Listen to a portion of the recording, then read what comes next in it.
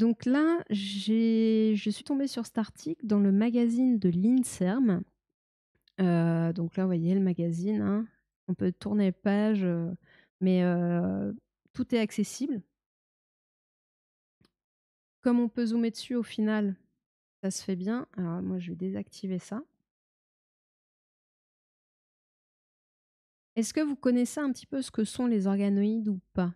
Après, je trouve enfin, j'ai lu, l'article. Là, on il y a un petit peu, il est quand même un peu loin, on est sur un double page, hein. C'était, je crois que c'était leur grand format. Enfin, c'était vraiment la question qu'ils ont traitée, on va dire en profondeur.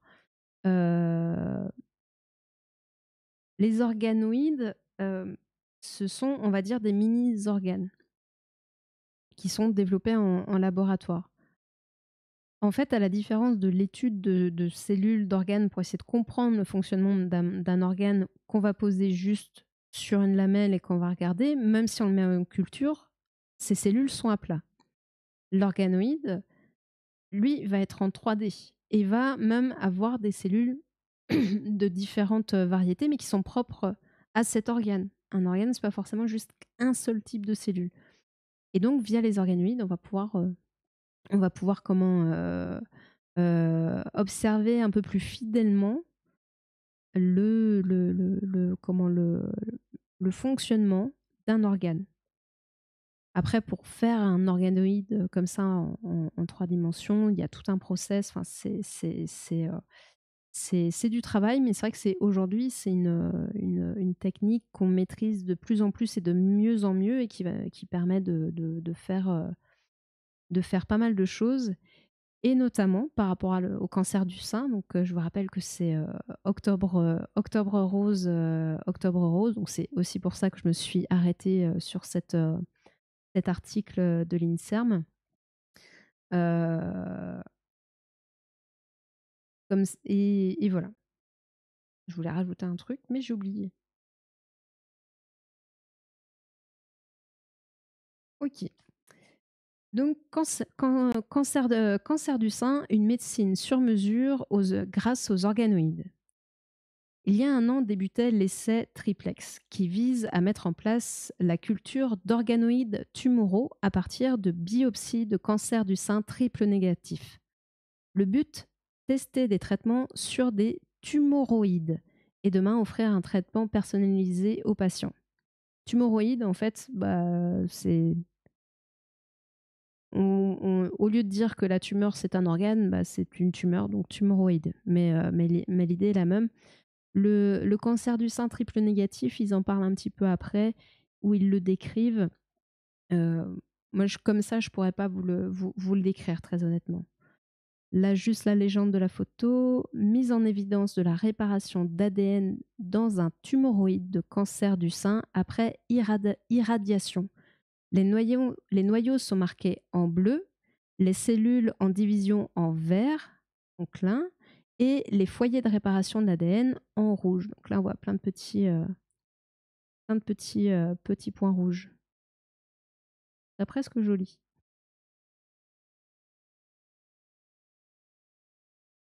La révolution de la médecine de précision est en cours.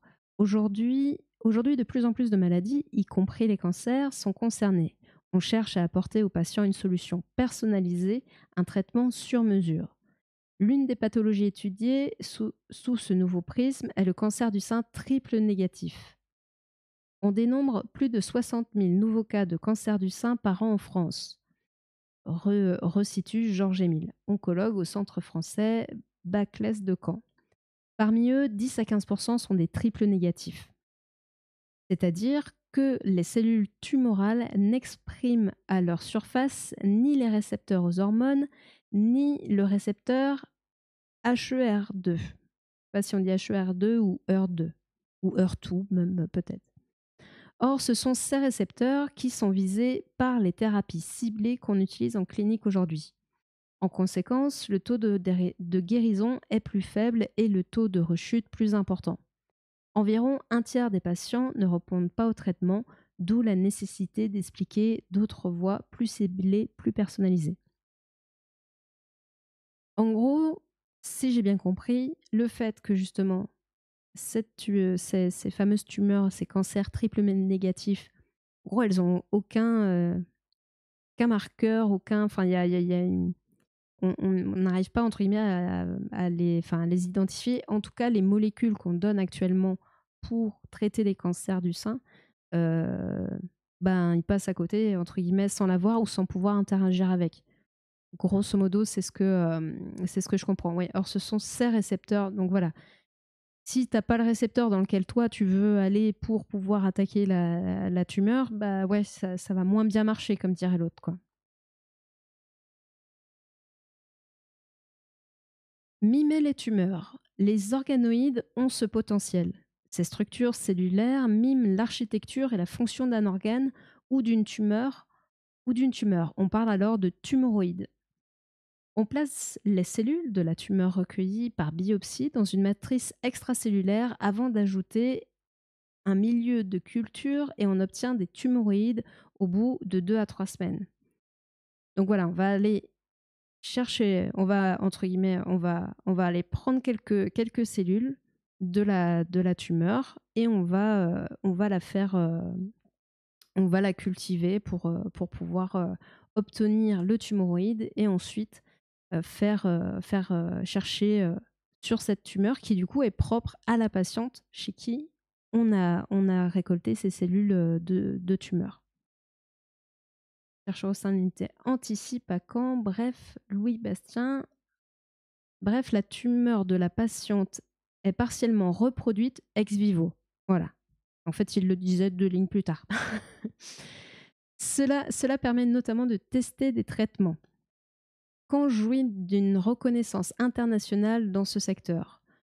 En 2020, Louis Bastien Wenswald et son collègue Laurent Poulain, plus simple à dire déjà, directeur adjoint de l'unité Anticipe, ont initié la création de la plateforme Orgapred au sein du laboratoire dont l'objectif est de produire des tumoroïdes pour la médecine personnalisée et la recherche translationnelle. Donc, et pour la recherche pour un type de patient vraiment personnalisé et pour tout ce qui va être recherche à part entière autour du cancer. À ce jour, la plateforme en produit pour différents projets de recherche dans plusieurs types de cancers, donc sein, voie aérodigestive, supérieure, gastrique, etc., dans lesquels de nouvelles approches thérapeutiques sont testées. Car l'objectif final est bien là, trouver des traitements efficaces. Aujourd'hui, il commence à y avoir des preuves de corrélation entre la réponse des tumoroïdes et la réponse clinique du patient à un traitement, rapporte Louis Bastien. Donc en fait, c'est ça qui est vraiment intéressant avec ces tumoroïdes et avec les organoïdes en règle générale, c'est que on se rend compte que quand on teste des choses sur cette tumoroïde, donc ex vivo, eh ben, on a une réponse qui ressemble à la réponse qu'on va avoir si on fait le même traitement chez le patient. Donc ça permet de tester des choses sans danger pour le patient et en optimisant du coup le choix du traitement derrière. Par exemple, vous avez le choix entre tout un arsenal de médicaments, mais lequel choisir? Lequel choisir qui va avoir le plus d'impact, mais qui sera aussi potentiellement, alors je ne sais pas si c'est qui va être testé avec les tumoroïdes, mais qui va avoir moins d'impact aussi sur la biologie du patient aussi, qui va respecter sa physiologie, parce que certaines molécules, bah, pour certains patients, vont avoir aussi des effets néfastes. Donc c'est toujours le bénéfice-risque. Euh, donc on essaye d'avoir ces deux choses-là. Une molécule qui fonctionne bien, qui atteint l'objectif, donc là, on peut le tester. Et une molécule qui sera non nocive ou le moins nocive possible pour le patient. Il y a donc de forts espoirs de pouvoir réaliser des tests fonctionnels prédictifs.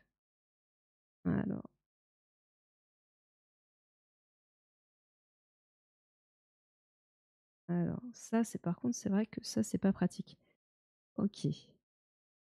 On expose donc les tumoroïdes à différents traitements, on évalue les réponses et on donne au patient celui qui a fourni le meilleur résultat. Voilà, c'est ce que je vous expliquais. Ça permet vraiment de tester ces traitements avant même de les donner aux patients. Donc, on est beaucoup plus sûr bah, que le traitement fonctionne et qu'il soit efficace, quoi. On gagne du temps en ne prenant pas un traitement inutile et en plus, on est plus efficace parce qu'on sait que entre les différents traitements qu'on a testés, celui-ci est plus efficace. Tumoroïde enrichi. Dans le cadre du cancer du sein triple négatif, la mise en place de ces tests a récemment été compliquée par une évolution dans la prise en charge de ces cancers. Auparavant, le traitement classique consistait en une chimiothérapie pour réduire la taille de la tumeur, puis en chirurgie pour l'extraire. Aujourd'hui, les patientes sont traitées par chimiothérapie ou immunothérapie. Ce dernier traitement vise à faire réagir le système immunitaire des personnes malades pour combattre la tumeur. Or, les cellules immunitaires que l'on trouve dans la tumeur, aux côtés des cellules cancéreuses, ne sont pas présentes dans le modèle tumoroïde conventionnel. En fait, on va le tumoroïde, c'est bien, mais ce ne sont que des cellules de la tumeur. Or, l'immunothérapie, elle va chercher à faire réagir le système immunitaire.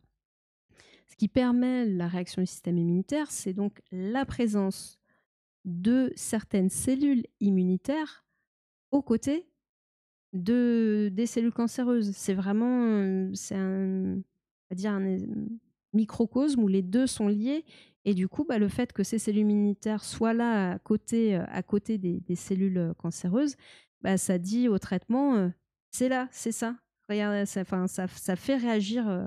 Après, je ne connais pas le gros principe de l'immunothérapie. Enfin, l'immunothérapie, on va utiliser le système immunitaire pour attaquer le cancer. Mais il y a besoin quand même de ces marqueurs, donc de ces cellules immunitaires pour que ça fonctionne. Et sauf que le tumoroïde, bah, il n'a pas ce système immunitaire. On n'a cultivé que des cellules de tumeur. Donc il nous manque cet indicateur. Dans ces conditions, il est impossible de correctement évaluer l'efficacité d'une immunothérapie. Il faut donc développer des tumoroïdes dites enrichis, qui comportent aussi des cellules immunitaires de la patiente. C'est précisément l'un des objectifs de l'étude triplex, l'essai clinique mené par l'oncologue Georges Émile avec le soutien de la plateforme Orgapred. Toutefois, dans le cas du cancer du sein triple négatif, ce travail est rendu d'autant plus difficile par la taille de l'échantillon prélevé lors de la biopsie. C'est le contenu d'une aiguille, précise Georges Émile. Alors là, ce que je ne sais pas, est-ce que lorsqu'on fait une biopsie sur un cancer du sein, on est toujours sur un tout petit contenu pour justement éviter que lors de la biopsie, éventuellement, malheureusement, on dissémine des cellules cancéreuses. Parce que, on va dire, l'avantage de la tumeur, tant qu'elle est stable et que justement, elle n'a pas essaimé dans le reste de l'organisme, c'est justement qu'elle est concentrée à un point. Si on vient faire une biopsie, les techniques sont très adaptées, mais justement, peut-être que c'est simplement le contenu d'une aiguille pour justement être très précis et éviter de venir relâcher dans la circulation en faisant le prélèvement des cellules et risquer des métastases. Il est donc impossible d'en isoler des cellules immunitaires en quantité suffisante. Nous devons alors prélever dans le sang périphérique. En fait, oui, dans le sang, c'est marqué là, qui circule dans le corps. Dans le sang périphérique, des lymphocytes T que l'on remet en culture avec les tumoroïdes générés en parallèle. Donc les lymphocytes T qui font partie du système immunitaire, qui sont une des briques, une des cellules particulières du système immunitaire. Mais contrairement aux cellules immunitaires présentes dans la tumeur, ces lymphocytes T n'ont pas forcément d'action antitumorale. Il faut alors les éduquer ou isoler les lymphocytes T. Les lymphocytes T spécifiques de la tumeur, détaille Jordan Divou, chargé de recherche de plateforme Orgapred. C'est un protocole très complexe pour lequel tout reste à écrire. Et comme si tout ce travail ne semblait pas assez compliqué, une autre difficulté s'y ajoute, l'aspect temporel.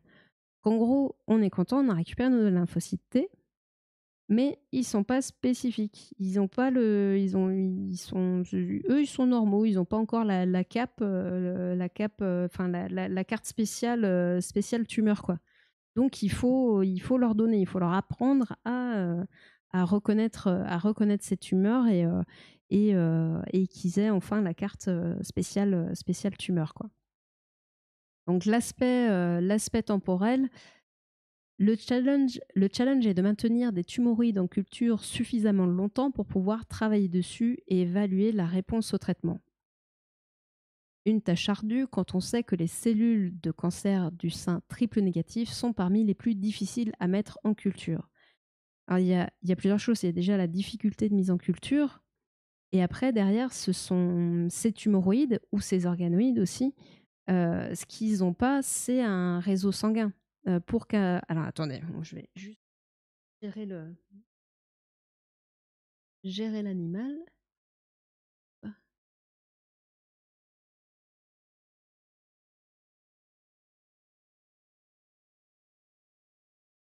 Petit Joe. Petit Joe, le chat, petit Joe. Il fait pas la tête. Hein. Non, il fait pas la tête.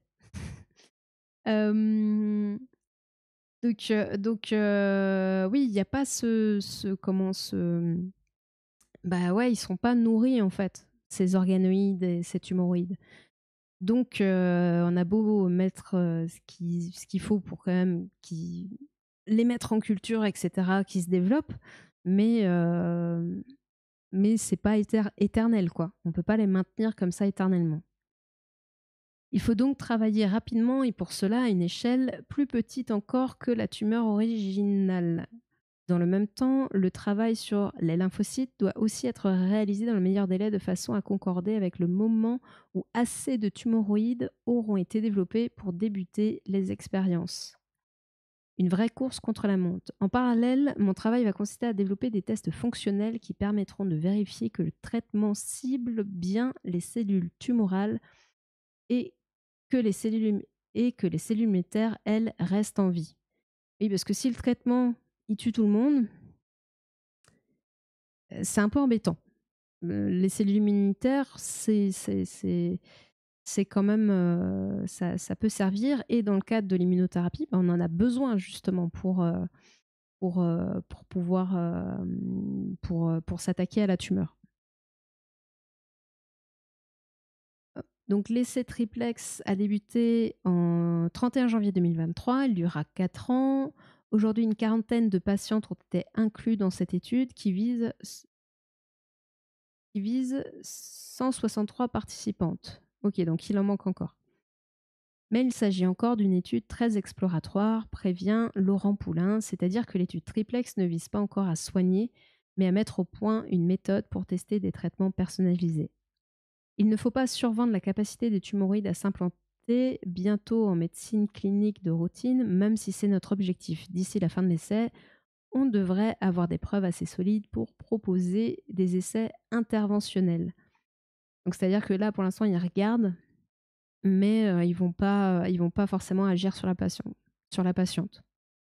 Et si ce n'est pas le premier objectif de l'essai triplex, les organoïdes présentent un autre avantage. Ils constituent une des solutions pour limiter l'utilisation d'animaux dans la recherche.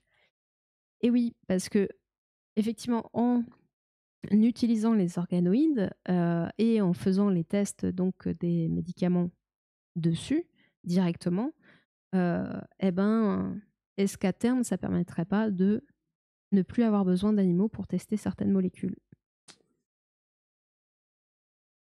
Donc voilà, l'utilité des organoïdes dans le cancer du sein, donc c'est encore la recherche est en cours, mais les organoïdes, ça fait Ça fait maintenant quand même quelques années, là, quand j'ai regardé un peu les articles sur le sujet, il y en avait qui étaient de 2019, je crois, pour le plus vieux que j'ai vu. Mais en fait, pour développer ces organoïdes, euh, on a besoin notamment de maîtriser certaines techniques, hein, parce que ça se fait pas pouf pouf comme ça. Et il y a plusieurs possibilités. Là, on utilise donc les cellules tumorales qu'on va mettre en culture pour faire un tumoroïde, donc. Mais on utilise aussi des cellules souches, et des cellules souches un peu particulières.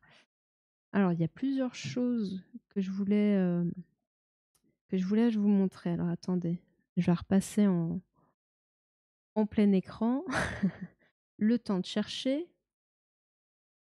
Ah, il y avait un truc, il y avait des mini foie gras aussi, tiens, sur le magazine. Je vais vous montrer l'article. Pareil, c'est toujours assez joli, les mini foie gras. Voilà, on dirait des petits diamants qui scintillent. Les mini foie gras, voilà, c'est beaucoup plus rapide, mais ce sont aussi, si je me trompe pas, attention, hop, enfin, c'est une bulle de savon, mais il s'agit de mini foie gras, 0,15 mm de diamètre, grossi 200 fois.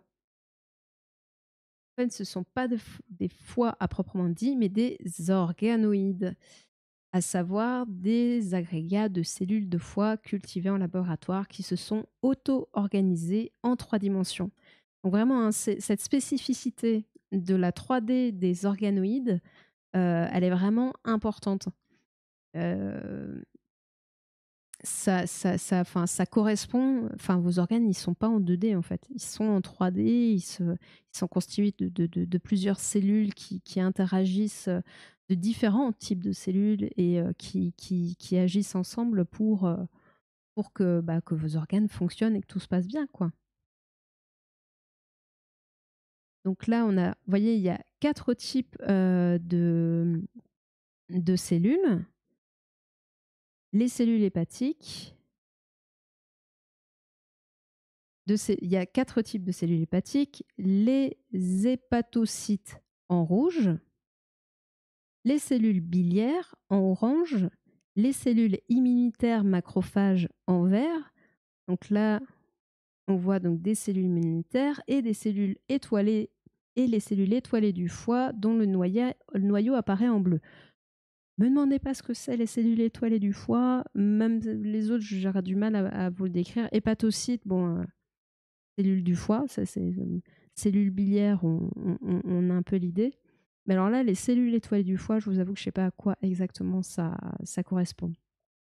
Mais le fait est que ces 4 cellules sont présentes dans un mini-organe en 3D. Et ça, c'est quand même une petite prouesse, parce que justement, on n'a pas que, je sais pas, des cellules, des hépatocytes qu'on aurait cultivés à plat, et qu'on pourrait voir, ouais, on verrait bien, si on les cultivait à plat, on verrait bien le petit hépatocyte, on pourrait bien l'observer, mais dans son fonctionnement avec les autres, on pourrait pas, on n'en saurait pas plus, quoi. On pourrait observer que celui-là. Oh, des organes de foie. Donc, ils ont développé des organoïdes de foie atteints d'une pathologie dont l'incidence augmente avec celle de l'obésité, la maladie du foie gras, ou stéatose hépatique non alcoolique. Due à l'accumulation de graisse dans le foie, en dehors de tout excès d'alcool, celle-ci peut mener à une inflammation puis à une cirrhose. Donc la cirrhose, c'est pas forcément que pour les alcooliques, que pour les gens qui ont bu beaucoup, beaucoup. Ça peut aussi toucher des personnes en surpoids, malheureusement.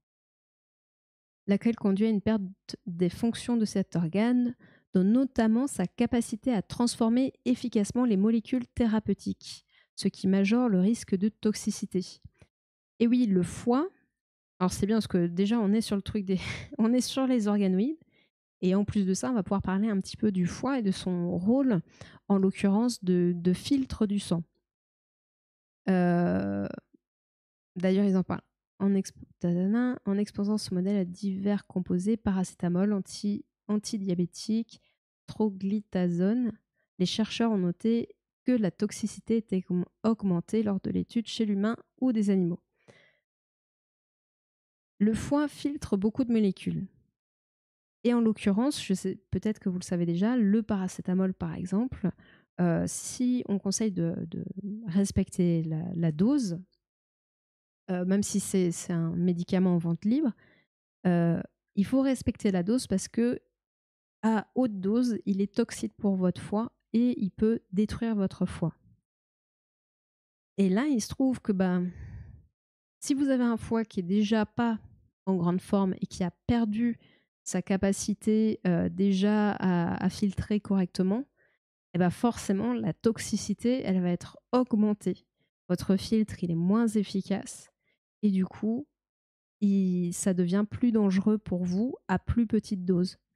Et du coup, même à dose normale, ça devient dangereux.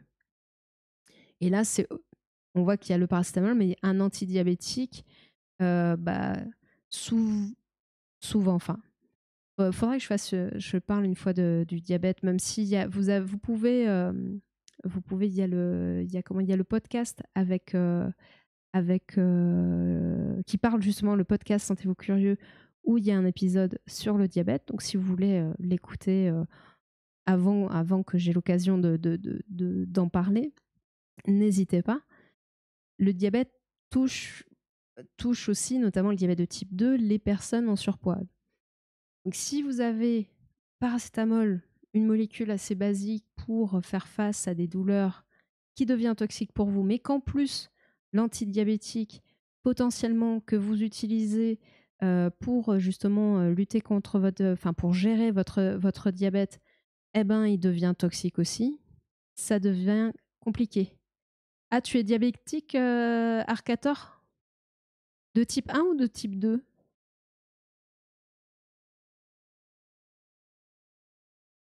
De type 2.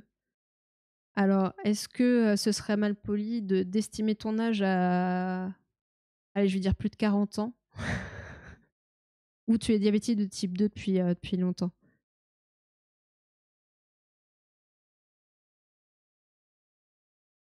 T'as le droit de dire Joker. Hein. T'as le droit, t'as le droit. J'ai bon. Bon, je vais pas. J'ai dit plus de 40 ans pour être un peu large, hein, je vais pas cibler plus. Mais c'est souvent le diabète de type 2, c'est souvent, ouais, c'est pas une maladie des jeunes, rarement, rarement. La maladie, le diabète vraiment des jeunes et de l'enfant, c'est le diabète de type 1, où on a en gros le cœur de la production d'insuline qui est attaqué par son propre système immunitaire et du coup le corps ne produit plus d'insuline et du coup il y a diabète. Que le diabète, en fait, la définition, on va dire entre guillemets simple du diabète, c'est un excès de sucre dans le sang. Là, je sens que je vais partir dans une digression sur le diabète. Je suis partie là. Donc ça, c'est la définition simple, on va dire, du diabète. C'est un excès de sucre dans le sang. Le corps, pour réguler justement le taux de sucre dans le sang, il fait appel à l'insuline. L'insuline, c'est la molécule qui est sécrétée par le pancréas au niveau des îlots de Langerhans. Je suis un diable bête de type 2.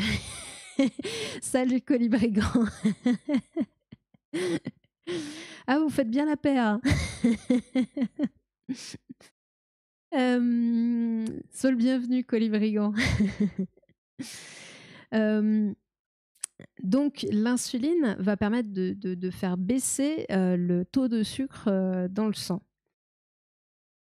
Et pourquoi diabète de type 1, diabète de type 2? Quand je disais type 1, souvent c'est chez les très jeunes parce que voilà, c'est une maladie auto-immune. Les cellules du pancréas qui produisent l'insuline vont être attaquées et du coup, bah, plus d'insuline produite. Du coup, bah, le diabète qui augmente dans le sang avec tout ce que ça engendre, que je détaillerai pas aujourd'hui, mais voilà, tous les problèmes que ça va engendrer. Hem, du coup, c'est pour ça qu'on leur fait des injections, d'insuline. Le diabète de type 2, c'est un petit peu différent, dans le sens où souvent c'est une pathologie qui va arriver, après, on va dire un certain âge, enfin, quand on va dire quand on a bien utilisé son système, sa physiologie, on va dire. Hem, là, il y a, j'allais dire 2 possibilités, voire les 2 en même temps. Il y a, le plus souvent, en fait, ce qu'on appelle de l'insulino-résistance. C'est-à-dire que l'insuline, elle est potentiellement là, mais elle est plus aussi efficace et du coup, le taux de sucre ne baisse pas. Et ce qui se passe, derrière, c'est pour ça que, plus le diabète avance de type 2, parce que le diabète de type 2, c'est ce qui est un petit peu vache, c'est que souvent il est dépisté sur le tard, en fait, quand, des symptômes assez graves apparaissent, alors qu'il peut être installé depuis un bon moment. Donc on a l'insulino-résistance, l'insuline ne marche plus très bien. Donc le taux de sucre dans le sang augmente. Ce qui se passe, c'est que du coup, ce que va faire le corps, il va vouloir produire plus d'insuline. Pour dire, bah, peut-être que j'en donne pas assez, donc bah, naturellement, il va essayer de produire plus d'insuline. Qu'est-ce que ça va faire à terme? Parce que normalement, le pancréas, il n'est pas fait pour produire autant d'insuline. Enfin, il y a un moment donné, comme toute machine, plus vous lui demandez, plus elle s'use. Et ben c'est pareil pour le pancréas. Au bout d'un moment, au final, vous allez vous retrouver avec aussi un pancréas qui va être fatigué, qui va produire moins d'insuline. Donc, on peut avoir l'insulino-résistance, donc l'insuline qui fonctionne moins bien, et aussi une baisse de l'insuline en parallèle. Donc parfois, selon le stade où on est dans le diabète de type 2, parce que type 1, aujourd'hui, on est obligé de passer par... Enfin, obligé. Il faudrait que j'approfondisse. Je sais qu'il y a des recherches dans tout ce qui est greffe de cellules souches au niveau du pancréas, qu'il y a des essais en cours.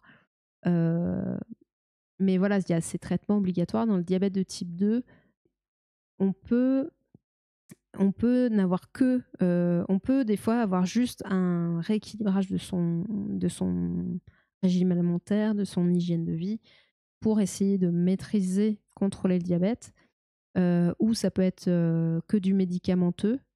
Enfin, en plus, souvent, de toute façon, l'hygiène de vie, en général, elle est rediscutée avec le médecin. Ça peut être juste un traitement ouais, juste oui, des médicaments, des gélules, comme ça peut aussi être des injections d'insuline dans le cas où bah, le pancréas est, euh, est trop fatigué pour, euh, pour produire assez d'insuline. Donc c'est là où on voit qu'effectivement, bah, si vous avez un foie, ouais, j'essaie de retomber sur mes pattes, si vous avez un foie qui va mal et du coup le médicament contre le diabète que vous preniez, bah, il devient toxique pour vous, bah, vous avez double problème, quoi. Donc,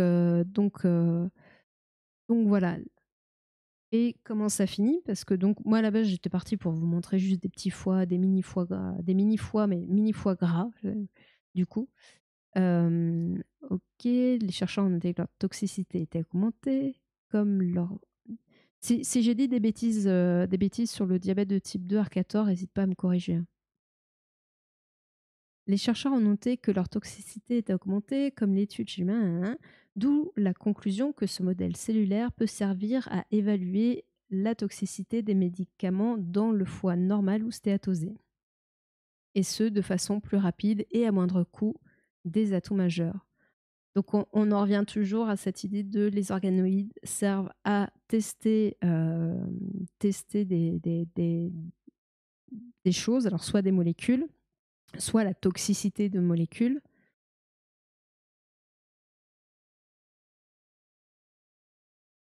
Ok. Ouais, si t'as pas entendu de bêtises, mais de toute façon, je pense que j'y reviendrai sur le diabète, parce que c'est un C'est un sujet qui est un sujet de santé qui est très, très important, je trouve. On passe un petit peu à côté, on connaît mal. Je sais pas si c'est parce que bon, le diabète de type 1, je pense que on s en général, on se dit c'est quand même, mais ça touche énormément de personnes et ça pourrait, y je pense qu'avec un peu plus de prévention, on pourrait en éviter une bonne partie. Hem et voilà et bien comprendre, bah, cette pathologie parce que moi enfin, en tant que professionnelle, j'ai aussi fait face à des patients qui ne, heu, comprenaient pas ou ne comprenaient surtout pas les dangers de cette pathologie parce que, hem, ouais, c'est un sujet hyper intéressant, hein et et du coup, bah, ouais, il y a des précautions à prendre, des surveillances à faire. Heu, pour être honnête, dans la prothèse, nous les personnes qu'on appareille en prothèse, alors moi c'est pas ma spécialité, mais c'est voilà, c'est des données qu'on avait. Dans les prothèses, 80 des personnes amputées, ce sont des personnes artéritiques et diabétiques. Donc artéritiques avec des troubles de la circulation, des caillots, des petits des bouchons. Pareil, ça c'est un thème que je voudrais aborder, aborder à un moment donné. Heu et souvent, bah, malheureusement, les personnes diabétiques sont pas forcément au courant, heu, qu'il faut enfin, faut checker certaines choses, que la moindre petite coupure, au pied, par exemple, parce que c'est un petit peu le classique, une coupure, au pied chez une personne diabétique, ça peut partir très, très vite, j'ai envie de dire en cacahuète, quoi. Ça peut partir très vite sur, une coupure qui arrive pas à cicatriser, qui s'infecte. L'infection, c'est pareil, ça peut partir en cacahuète. Enfin, là, je fais un tableau très sombre, mais c'est vrai que si, heu, on n'a pas les bons réflexes et qu'on nous a pas dit aussi, hein, c'est pour ça que je ne jette pas la pierre aux patients. Si on n'a pas les bons réflexes et ben, on peut s'exposer assez rapidement à des problèmes assez graves, quoi, assez graves. Pareil pour les problèmes, au niveau des yeux avec le diabète, enfin, c'est des choses qu'il faut surveiller, surveiller de près, quoi. Ouais, bah, ouais, malheureusement, ouais, Colibri-Gand, j'ai 2 tantes qui ont été amputées à cause de ça. C'est ça, en plus, après le diabète est un facteur aggravant, mais il n'est pas impossible que tes tantes aient aussi, ouais, des problèmes de circulation. Enfin, souvent ça vient rajouter. Ça vient rajouter, mais ouais, ouais, c'est le diabète, on dirait pas comme ça parce que c'est vrai que, bah, voilà, si on vous donne, vous prenez votre enfin, on est assez adepte de la pilule magique, on prend notre petite pilule, on va surveiller son taux de glucose, on fait sa prise de sang. Donc ça, c'est pareil, c'est des réflexes à avoir de faire un relevé de glycémie, régulier, une prise de sang. Hem et c'est ouais, il faut être conscient qu'il y a des risques importants, si on on prend on fait pas régulièrement des checks, en fait. Oui, je crois que c'est tous les 3 mois, notamment à cause de l'hémoglobine glyquée.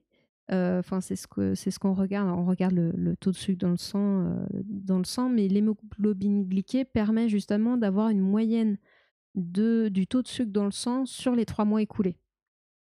Donc c'est un bon, ça permet d'avoir la moyenne parce que c'est vrai que si vous prenez un taux de glucose, à un instant T, bah, vous ne saurez pas ce qui s'est passé, en amont. Là, là, l'hémoglobine glyquée permet d'avoir ce repère. L'hémoglobine glyquée, je me sens un peu obligée d'expliquer ce que c'est du coup. En fait, quand vous avez vraiment un excès de glucose dans le sang, enfin quand vous avez du glucose dans le sang, une partie du coup, va venir se fixer sur l'hémoglobine qui va devenir donc de l'hémoglobine glyquée et c'est pour ça qu'en regardant le taux d'hémoglobine glyquée, on arrive à savoir à peu près quelle moyenne de glycémie vous aviez, donc glycémie égale taux de glucose dans le sang. vous aviez durant les 3 derniers mois écoulés. Voilà. Je sais plus autour de combien est la normale. Je sais pas si on n'est pas à 5,3, 5,4, mais je voudrais pas dire de bêtises. Donc voilà pour l'hémoglobine glyquée. D'où la prise de sang tous les 3 mois. Mais il y a la prise de sang pour checker le taux de glucose, mais il y a aussi faire un bilan annuel. C'est faire un bilan annuel pour vérifier les yeux. Bien aussi surveiller ses dents, enfin faire soigner ses dents aussi. Parce qu'en fait, la moindre infection peut partir en cacahuète. En fait, c'est ça le truc, c'est que euh, la personne diabétique, le moindre pépin peut se transformer en gros pépin. Donc, en faisant un petit check régulièrement des dents, des yeux, etc., eh ben on va éviter que la situation se dégrade, se dégrade. On va prendre les choses en amont et ça va très bien se passer. Mais c'est vraiment, en fait, bon, certes, c'est toujours embêtant d'avoir ce genre de choses à faire, mais c'est des petits réflexes à avoir ou avoir en tête que, bah tiens, il faut surveiller ça. La sensibilité, notamment au niveau des pieds. Faut être entre 4 et 6. Ok, ok, ouais. Ouais, j'étais 5 et des brouettes, j'étais pas si loin. Après, il faut savoir aussi avec... pareil, je refais... ça y est, je suis partie en digression. C'est parti. C'est parti. Mais c'est presque... enfin bref, après toute la lecture, ça me fait du bien aussi de digresser un peu. Les taux comme ça, notamment le taux justement, la glycémie à partir de laquelle on est considéré comme diabétique ou pas, ou pour l'ostéoporose, je sais plus, je sais plus je sais même pas si j'ai su ce qu'on regarde comme indicateur pour vous classer comme ostéoporose ou pas ostéoporose, et donc avoir un traitement. Ces chiffres-là peuvent évoluer selon le pays où vous êtes, la région du monde où vous êtes. Pourquoi? Qui dit médicament qui dit traitement et médicament dit forcément ben enfin il faut aussi rentabiliser les recherches sur ces traitements, et du coup selon les pays vous pouvez avoir des petites différences entre les taux parce que des fois à peu de choses près vous allez toucher beaucoup de gens, ou un peu beaucoup plus de gens, quoi. Des fois ça change pas grand chose, bien sûr, c'est pas vrai pour tout, mais parfois vous allez comme ça bah, je sais pas, rajouter, je sais pas, je vais dire une bêtise, mais genre 2 millions de personnes qui avant n'étaient pas concernées. Donc voilà, ces taux-là sont parfois un peu relatifs. Après, il y a quand même, enfin, ça veut pas dire que c'est n'importe quoi ces taux. Je fais juste ce petit constat-là qu'ils ne sont pas forcément les mêmes dans tous les pays du monde. Ça veut pas dire que vous avez des écarts de fou, hein. Attention, ça veut juste dire que voilà, ça peut jouer à 0,1, 0,2, 1 point, enfin ça dépend de quoi on parle, mais voilà, peut y avoir des petits écarts. La glycémie, on dit qu'en moyenne, on est à 1 gramme. Je crois que c'est 1 gramme à jeun, on va pas dire de bêtises. Et on considère qu'on est dans le diabète, on aurait dit à 1,6, mais c'est pareil, là je sais pas si je vous dis des bêtises ou pas, je vais essayer de retrouver l'information. Tu l'as peut-être d'ailleurs l'information, Arcator, à partir de combien de glycémie à jeun on considère que...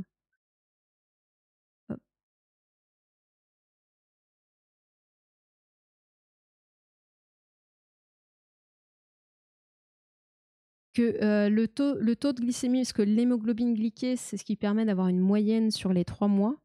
Mais il y a un autre indicateur qu'on va regarder, c'est la glycémie à jeun ou à n'importe quel moment. Alors ça y est, c'est bon, j'ai l'info. Donc le taux de glucose moyen dans le sang est autour d'1 gramme par litre. Lorsque la glycémie dépasse 1,26 grammes par litre à jeun ou 2 grammes, mais oui, en général, c'est plutôt à jeun, hein, mais j'ai eu l'information, enfin, quand j'avais fait mes recherches, j'avais eu l'information que c'était aussi considéré que quand ça dépassait 2 grammes par litre à n'importe quel moment de la journée. On parle alors de diabète. Après, voilà. Donc c'est au-delà d'un 26 grammes à jeun.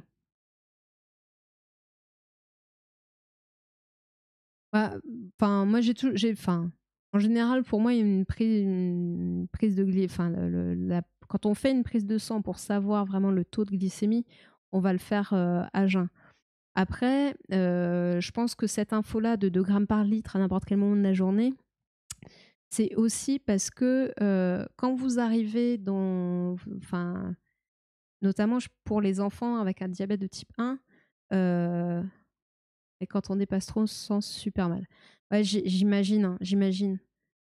Ah bah enfin le sucre, ça va venir, ouais, c'est avoir trop de sucre dans le sang, ça épaissit le sang, enfin ça ralentit pas mal de choses, enfin j'imagine que ouais, ça doit pas être le top. Et du coup, toi, t'as des injections d'insuline ou quoi,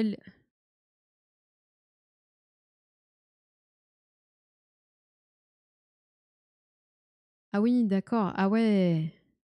Avant d'être soignée, je me sentais souvent partir comme si j'étais en train de mourir, comme si ma vie était drainée.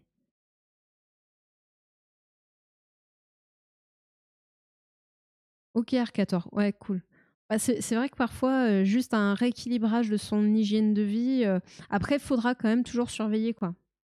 C'est ça qui est un peu chiant, mais c'est quand même mieux que de prendre, enfin, quand on peut éviter, la phase, médicamenteuse, c'est quand même pas mal, quoi. Ah non, mais j'imagine que ouais, ça devait être, enfin ouais, ça doit vraiment être, dur, les hyperglycémies, donc quand on a trop de sang dans le sucre, trop de sucre dans le sang, et c'est l'hyperglycémie. Et ouais, ouais, bah, vu les conséquences que ça peut avoir à long terme, même à court terme, en fait, ça pose, plein de problèmes quand celle-ci est vraiment très très, très élevée. Oui, c'est ça, bah, tous les 3 mois, ouais, par rapport à l'hémoglobine glyquée qui donne la moyenne de glycémie tous les 3 mois, quoi. Parce que c'est vrai que une glycémie, bon, après à jeun normalement, c'est assez, et c'est vrai que comme elle peut varier même d'un jour sur l'autre en fonction de, ce que vous avez mangé, de, votre état de, enfin voilà, comment votre organisme est, l'hémoglobine glyquée, ça voilà, ça lisse un peu ce résultat, quoi. Mais ce qui ne veut pas dire qu'entre temps ça a pas fait ça, donc bon, c'est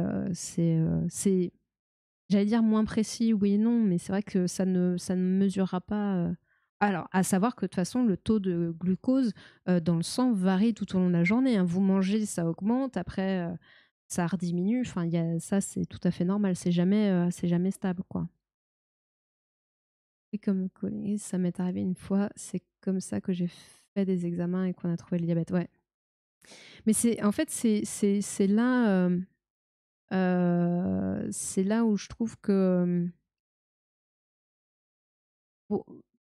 pour en arriver à avoir ce genre de symptômes, je ne sais pas combien de temps vous avez mis avant de consulter et puis qu'on vous pose ce diagnostic. Hem,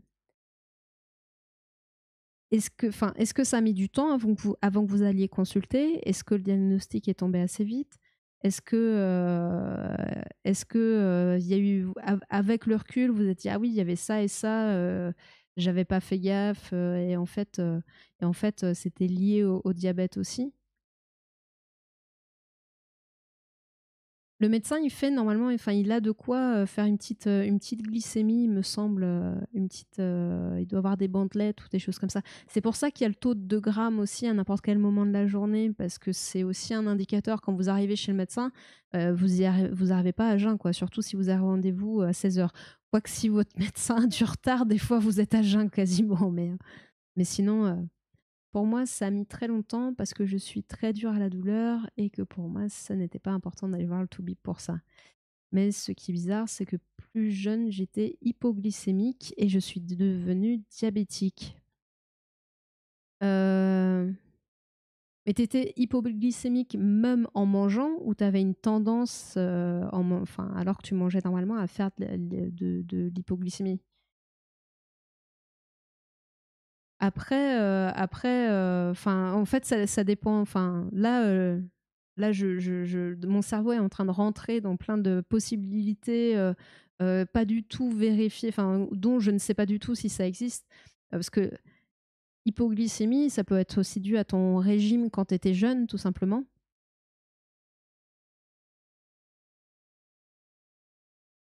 Mais est-ce que tu mangeais normalement en dehors de ces crises? C'est ça? Ou est-ce que c'est le type d'aliments que tu mangeais, qui entraînait ces moments d'hypoglycémie? Parce qu'il y a aussi, il faut savoir que, je dis ça parce que si tu quand tu es jeune, souvent quand on est jeune, on va avoir tendance à manger sucré, enfin on aime tout ce qui est cochonnerie, voilà, hein, je vais pas être coupable. Hem, Sauf que, justement tout ce qui est très sucré fait des gros pics de glycémie, mais par contre, a tendance à redescendre très bas et donc, malgré tout, créer de l'hypoglycémie derrière. Donc ça peut être ça. Ça peut être lié, en fait, à ton alimentation ou à ta façon de t'alimenter quand tu étais plus jeune. Après, est-ce que ça pourrait être, je sais pas, ton pancréas qui faisait beaucoup d'insuline et qui, du coup, s'est épuisé, ce qui fait qu'aujourd'hui tu as du diabète? Là, vraiment, je pars dans un truc que je maîtrise pas du tout et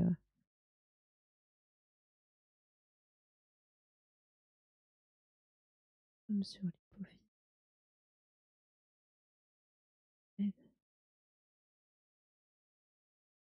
C'est micro-adénome, OK.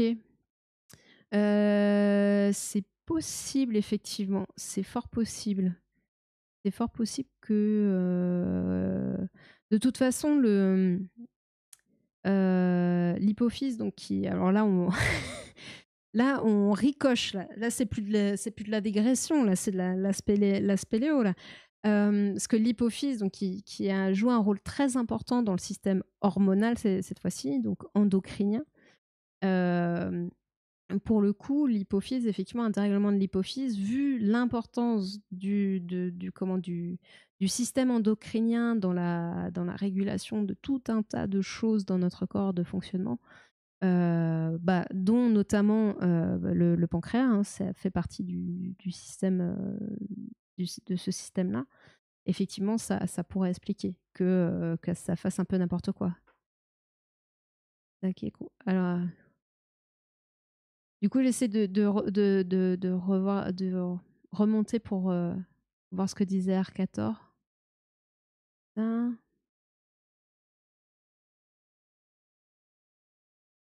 Ouais, tu conseilles direct. En fait, tu consultes vraiment quand tu as des symptômes vraiment très assez. Mais les petits symptômes d'avant, non, ça paraît normal. Juste ta faim, soif ou des trucs qui sont pas inquiétants. Bah, c'est vrai que ce qui est un peu plus vicieux dans le diabète de type 2, c'est que les symptômes s'installent souvent dans le temps. Ce qu'on appelle par exemple la polyurie et la polydipsie, donc le fait de boire beaucoup, polydipsie, et le fait d'uriner beaucoup, polyurie, quand ça s'installe dans le temps et qu'on prend de l'âge, etc., on se dit bah peut-être que juste je vais plus régulièrement aux toilettes et puis c'est tout quoi. Je sais pas, je bois beaucoup de tisane en ce moment. Voilà, c'est pour ça. Enfin, il y a plein de trucs qui font se dire ça. Et comme tu disais aussi, le fait d'avoir plus faim, parce que du coup, le paradoxe, c'est que euh, l'insuline ne fonctionne plus. Du coup, le sucre dont vos cellules ont besoin pour avoir de l'énergie, qui du coup ne rentre plus, enfin, vu qu'il y a peu de l'insuline qui est la clé un peu qui permet au sucre d'aller donner l'énergie aux cellules, hein. Je grossis, hein. Je pense que Poloche Transgène me dirait qu'est-ce que tu racontes. Enfin, je fais vraiment je schématise plus. Le paradoxe, c'est que comme cette insuline ne fonctionne plus ou n'est plus là, euh, vos cellules, elles ont pas d'énergie, mais du coup, vous avez faim parce que vous voulez donner de l'énergie à votre cellule. Et c'est le serpent qui se mord la queue, quoi. C'est assez paradoxal. Mais oui, c'est vrai que c'est vrai, mais je pense en fait qu'il faudrait imaginer peut-être du dépistage un dépistage, un peu comme on fait justement là, Octobre Rose avec le cancer du sein, où on va envoyer un courrier aux femmes à partir, je crois que c'est 40 ou 45 ans, pour leur dire de se faire dépister. Je pense qu'il faudrait un peu dans ce type-là, mais sur le diabète, parce que le diabète, le nombre de personnes qui sont concernées, c'est impressionnant, hein. Je vais essayer de vous retrouver les chiffres. Pour vous dire, moi je sais que j'avais été interpellée. Alors moi à la base j'avais voulu parler du diabète parce que bon forcément en tant qu'orthoprothésiste on nous parle de cette pathologie. Voilà. J'avais parlé du système endocrinien avant et je savais que le diabète touchait aussi pas mal de personnes, donc je voulais en parler. Et j'avais fini par intituler cet épisode, je crois, le diabète, une épidémie mondiale silencieuse, un truc comme ça. Parce qu'au niveau des chiffres, dans le monde, ça représente 540 millions de personnes. Et près de la moitié vivent avec un diabète non diagnostiqué. Donc en fait, il y a plein de gens qui ne sont pas diagnostiqués et du coup qui risquent toutes les complications qui vont avec, quoi. Et les complications, je ne vais pas détailler aujourd'hui les complications, mais ouais, comme je vous disais, on peut aller jusqu'à l'amputation. Et j'ai presque envie de vous dire, c'est pas la plus grave, dans le sens où la plus grave, bien sûr, c'est la mort, quoi. Donc voilà. Mais bon, l'amputation, je la souhaite à personne pour autant, quoi. Même si on arrive à faire des super choses, c'est quand même mieux quand on a nos deux jambes ou nos deux bras. C'est quand même plus pratique. Et oui, dans les projections, en 2045, on estime que ça va monter à 783 millions, quoi. Soit un adulte sur 8. Enfin, c'est vraiment énorme, quoi. Et en France, ça représente 4 millions de personnes, 4,2. Donc voilà, et dans le diabète, dans le nombre de cas de diabète, ouais, tant que ça. Et oui. Non, mais c'est pour ça que vraiment, je trouve que je trouve qu'on parle pas beaucoup de cette. Enfin, je sais pas ce que vous en pensez. Vous êtes vous-même touché. Est-ce que vous aviez déjà entendu parler de cette maladie avant? Est-ce que vous connaissiez cette pathologie avant d'être vous-même du coup à devoir à vivre avec, en fait? Enfin, après, c'est pour beaucoup de maladies ou voilà, c'est souvent quand on est confronté qu'on s'y intéresse. Mais là, quand on a une pathologie qui touche autant de personnes, qui peut entraîner des complications très graves, qui peuvent être évitées par une prévention, enfin une prise en charge rapide, un dépistage rapide, on peut éviter beaucoup de choses. Et le diabète de type 2, donc en particulier, c'est plus de 90% de tous les chiffres que je vous ai dit. Le diabète de type 1, c'est forcément beaucoup moins parce que c'est une maladie auto-immune. Enfin, là c'est vraiment lié voilà, à notre corps, quoi, la génétique et le tirage au sort. Alors que le diabète de type 2, bon, il y a le facteur de vieillissement, mais c'est aussi tout ce qui va être hygiène de vie. Enfin, il y a des facteurs clairement qui sont autour de l'hygiène de vie. Il y a un facteur, a priori une composante aussi familiale. Si il y a des gens qui ont eu un diabète de type 2, vous avez un peu plus de chance. Mais c'est vraiment tout ce qui est hygiène de vie, quoi.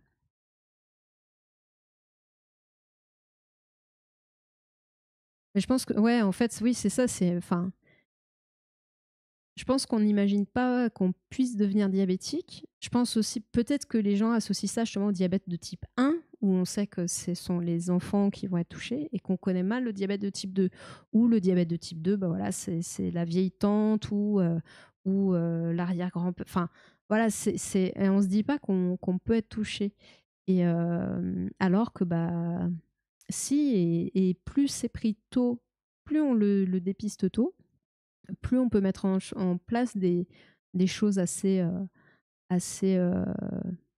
plus ou moins, faciles pour. Après, ça dépend de qu'est-ce qu'il faut changer pour. Mais voilà, le fait de le prendre tôt va éviter de rentrer dans des complications graves très vite. Parce que là, j'ai envie de dire quelque part, vous avez de la chance dans le sens où vous avez été consulté en dehors d'une complication très grave, même si déjà avoir ce genre de symptômes, on peut se dire que c'est quand même pas anodin. Mais des fois, les gens, en fait, ils arrivent à la consultation, mais là, on est face à vraiment des grosses complications et d'un coup, en fait. D'un coup, donc comme ça s'est tellement mis en place insidieusement que à bas bruit, heu et ben, parfois, ouais, c'est ça il y a la complication d'un coup entre guillemets. Mais bon, j'en reparlerai parce que vraiment pour moi, je pense que c'est quelque chose où faut en parler. Ça fait partie des pathologies qu'on rencontre de plus en plus aujourd'hui. Notamment à cause des dégradations de notre hygiène de vie, hein, on bouge plus, on mange mal, voilà, hein, ça aide pas du tout et on peut voilà, on peut s'éviter de graves complications. On peut avoir un diagnostic beaucoup plus précoce et encore une fois, pour moi, on devrait avoir des campagnes, de prévention, comme pour le cancer du sein, comme pour le cancer colorectal, dans cette même idée. En sachant qu'en plus, c'est encore plus simple que enfin là, c'est une petite prise de sang, quoi. On fait, la glycémie, l'hémoglobine glyquée et puis on a une idée. Puis certainement peut-être deux trois petits autres facteurs, qui sont des signes de pré-diabète, ce qu'on appelle le pré-diabète. Et voilà, enfin, il y a rien de compliqué. Ça m'étonnerait que ce soit très cher, en sachant que la prise en charge de tout ce qui va être, complications est là beaucoup plus chère, beaucoup plus lourde. Rien que si je prends le cas rien que d'une prothèse, c'est déjà pas anodin. Bon après, c'est, 1 par an, je sais plus pour les prothèses, j'ai pas envie de vous dire de bêtises, que pour le grand appareillage, on peut pas avoir 46 000 appareils, enfin on peut pas avoir 46 000 prothèses, par an, c'est limité. Je sais même pas si c'est pas tous les 3 ans. Enfin bref, on peut pas changer d'appareil comme ça, toutes les 2 secondes, quoi. C'est très réglementé. Enfin voilà, tout ça pour dire que, voilà, à en reparler. Encore une fois, il y a le podcast, Sentez-vous curieux sur Spotify ou d'autres plateformes, où je parle je rentre un peu plus dans le détail, en espérant être claire, parce qu'au final, il y avait beaucoup à dire sur le diabète. Il y a bien différencier le type 1 et le type 2 dans leur fonctionnement qui sont très différents, même si dans leurs symptômes, forcément, ça se ressemble énormément, hein, puisque c'est la glycémie qui est touchée. Mais voilà. On a bien digressé là, parce que j'ai même on a parlé de l'hypophyse aussi. Le système endocrinien, je suis pas trop rentrée dedans, mais en même temps, ça fait du coup un petit moment que j'avais fait l'émission, enfin le podcast sur le système endocrinien. Du coup, c'est un peu moins frais, on va dire. Puis c'est un sujet que je maîtrisais moins que le diabète, que j'avais déjà vu en cours, etc. Et par contre, il y avait une chose que j'avais retenue du système endocrinien, c'est le complexe hypothalamo-hypophysaire qui est en fait la mon corps, c'est devenu le paradis des toubibs. Bah, j'espère que c'est surtout resté ton paradis quand même, Colibri-Gant, hein, parce que c'est censé être ça d'abord. Après que les médecins, que les toubibs aient beaucoup de trucs à regarder. Après, si tu dis ça, c'est que ça veut dire que tu dois certainement faire justement tout ce dont je parlais de prévention, de checker les dents, checker les yeux aussi pour vérifier que, ouais, qu'il y ait pas, enfin, je sais plus comment ça s'appelle, enfin de rétinopathie. Voilà, qui puisse enfin la rétinopathie qui peut aller jusqu'à la cécité. Donc ça veut dire que tu fais tout ça, donc c'est bien. C'est que tu veux continuer à faire de ton corps un paradis. Pas que pour les toubibs, mais pour toi. Oui, pour tout ça, je check, super.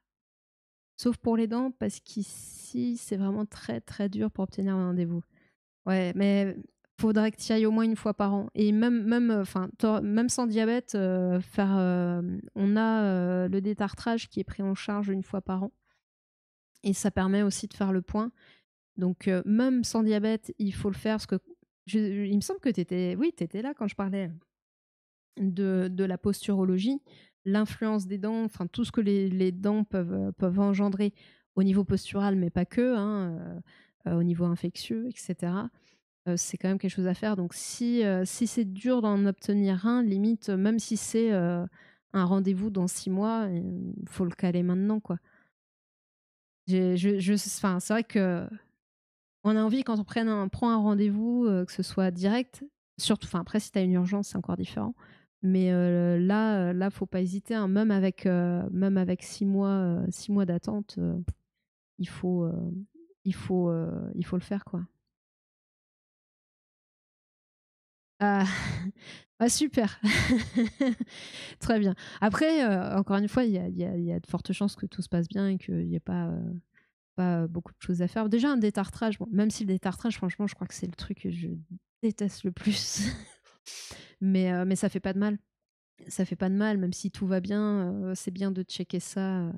Ah, mine de rien, enfin, la bouche, même si on se brosse les dents et tout, enfin, c'est une boîte à germes, hein. Une mine de rien. C'est voilà, hein, c'est entre guillemets, c'est ouvert vers l'extérieur, hein. Donc c'est mieux de surveiller tout ça. Mais tant mieux, tant mieux, tant mieux. Comme je disais, hein, si même, voilà, si une personne, si j'ai pu entre guillemets «aider», même si j'ai rien fait, hein, enfin, c'est toi qui as tout fait, en prenant ton rendez-vous, mais voilà, c'est top, c'est top, c'est top.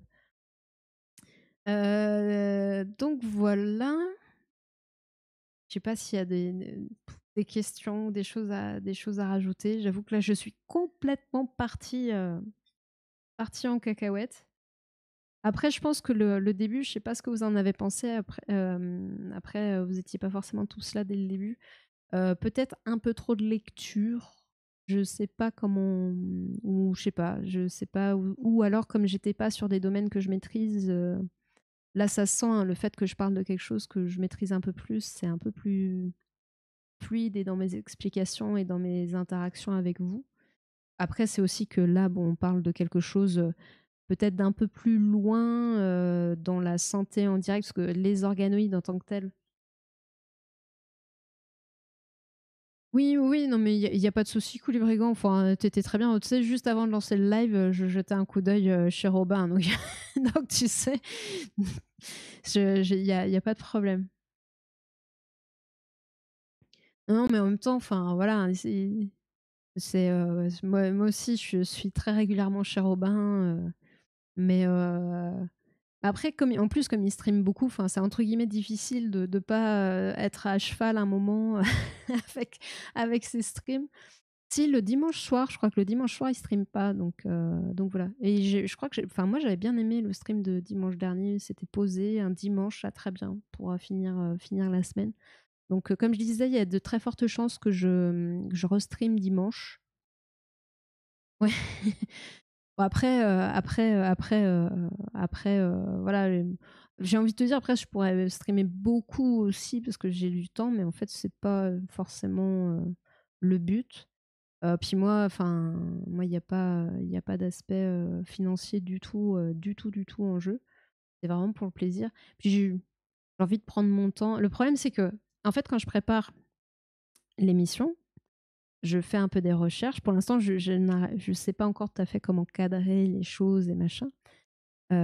Trouver le juste milieu entre vous proposer un sujet, mais qui va pas non plus me demander de faire des recherches et de recherches, ou que j'ai assez confiance dans ce que je sais pour vous en parler, parce que ça aussi, le syndrome de l'imposteur, on connaît très bien, voilà.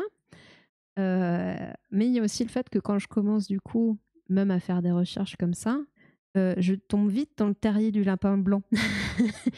Je sais pas si ça vous arrive aussi quand vous faites des recherches sur un sujet où vous commencez, voilà, vous faites vous tapez juste dans Google ou enfin, dans votre moteur de recherche, vous tapez votre recherche, puis là, vous arrivez, puis au pire, vous choisissez déjà un site, vous allez voir, et en fait, en lisant, je sais pas, l'article ou peu importe, et en fait, vous dites: «Mais ça, c'est quoi?» Et en fait, de fil en aiguille, vous vous retrouvez à, bah, un peu comme là, à parler de complètement autre chose que votre sujet initial, parce qu'en fait, vous avez rebondi de fil en aiguille, et ça, je le fais pas mal, donc forcément, c'est pas toujours simple, quoi.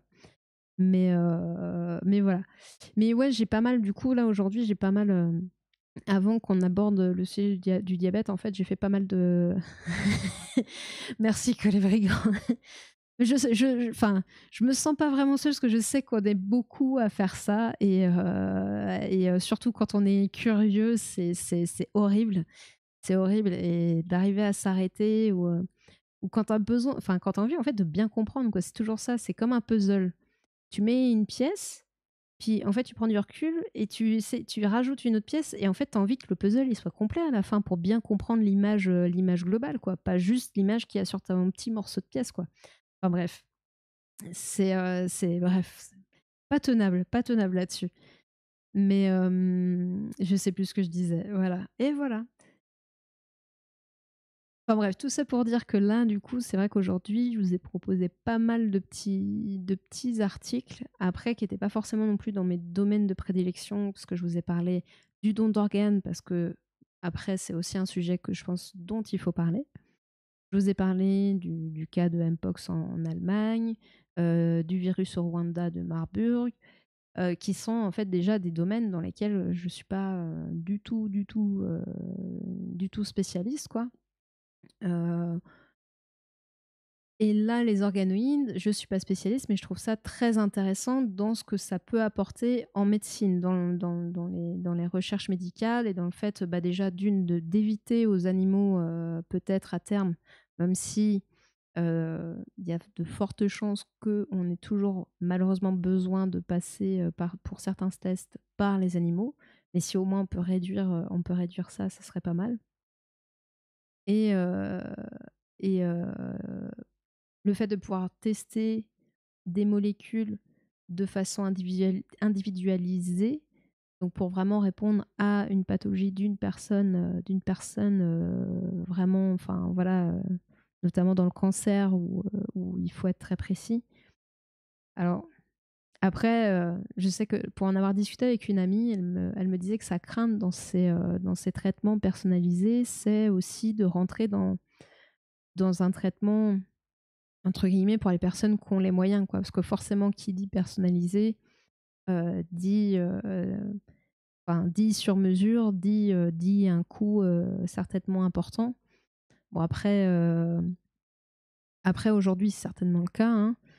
Peut-être qu'à terme, dans des années, quand ce sera bien rodé, au final, même si c'est de la technologie personnalisée, ce sera moins onéreux.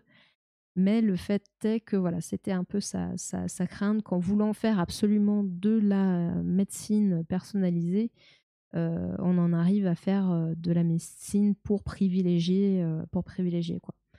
Donc après, je sais pas ce que vous en pensez. Je comprends son inquiétude. Après, pour l'instant, on est de toute façon pas là, puisqu'on est que au stade de recherche. Donc les coûts, à venir, les prises en charge, on n'est même pas à cette réflexion. Mais, mais c'est pas un risque à exclure, on va dire, de faire du sur-mesure, et du cher, du privilégié, quoi.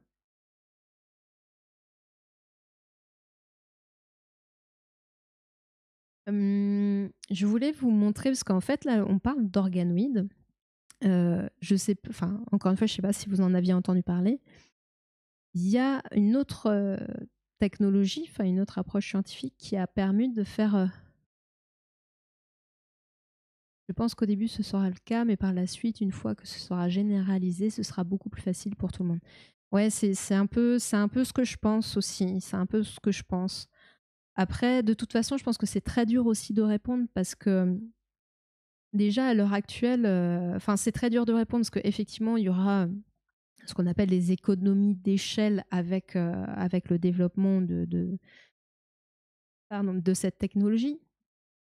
Euh, mais en parallèle, vu la direction en tout cas qu'on est en train de prendre au niveau de la santé en France, aujourd'hui on est on est quand même plutôt très très bien couvert et remboursé.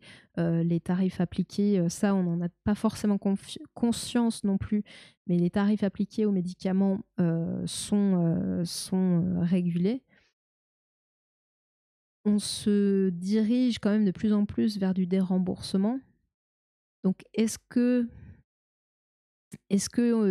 au moment où ça sera entre guillemets moins cher en coût vraiment propre, on aura toujours ce système de protection qui prendra en charge ce type de traitement.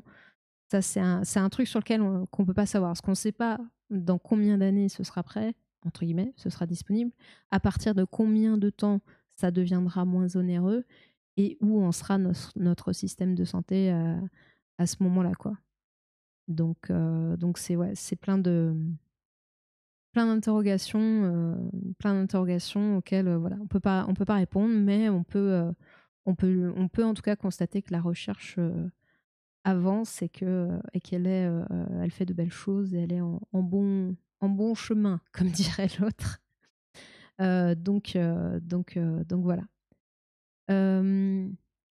Donc je voulais rajouter, parce que alors comme je vous disais pour ceux qui comme je disais pour ceux qui étaient là au début, les organoïdes, moi c'est clairement pas moi j'ai pas fait de thèse, hein, je suis pas chercheuse, je suis juste curieuse. J'ai une copine qui bosse là-dedans et qui justement fait une thèse là-dessus. Bon, elle en a un peu, elle en a un peu marre, mais elle voit le bout. Et du coup, c'est vrai que j'ai eu l'occasion d'en parler un peu avec elle, et c'est vrai que je trouve ça assez passionnant, ce que ça permet. Et en plus des organoïdes, ce qui fait encore avancer la tête, c'est la recherche là-dedans et l'utilisation des organoïdes, c'est les puces. Alors j'aurais dû parler de microfluidique avant.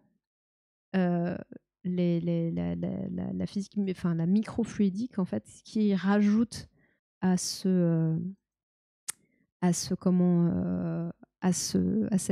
possibilités, parce que la microfluidique en fait, on va regarder le petit documentaire de l'Esprit Sorcier TV sur la microfluidique.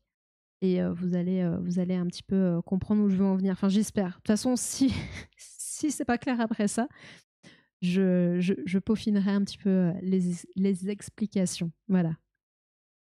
Vous me direz aussi si le son est bon. Attendez. Voilà, je Bonjour à coupe tous, la bienvenue musique. dans cette nouvelle série consacrée à la découverte des technologies Normalement, le son innovantes doit être pas au trop mal. service des sciences de la vie. Une série composée de 3 épisodes qui vont nous emmener à la Nickel, merci rencontre de Colibri. biologistes, de physiciens et d'ingénieurs et bien d'autres spécialistes qui unissent leurs compétences pour développer, appelons ça, des outils vraiment nouveaux et très surprenants qui font progresser la recherche dans des domaines parfois méconnus. Savez-vous par exemple ce qu'est la biophotonique? Savez-vous aussi que l'on peut cultiver des cellules en lévitation ou encore que l'on peut faire parler les images biologiques? Voilà quelques-unes des questions auxquelles nous allons répondre dans cette série. C'est parti!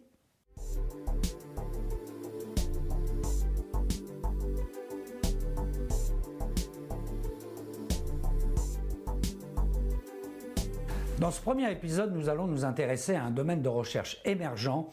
Au carrefour de la physique, la biologie et la chimie, il s'agit de la microfluidique. Cette science étudie l'écoulement des fluides à l'échelle microscopique, comme par exemple la circulation du sang dans nos capillaires sanguins. Mais la microfluidique, c'est aussi une technologie.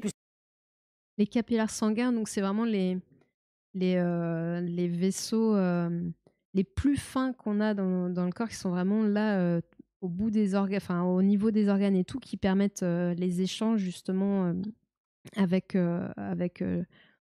alors je vais manquer de précision, mais on va dire avec les cellules, enfin qui va permettre voilà, cet échange entre le sang et les cellules, les organes, et donc qui sont très très fins, puisque voilà, pour que ça puisse circuler de façon efficace.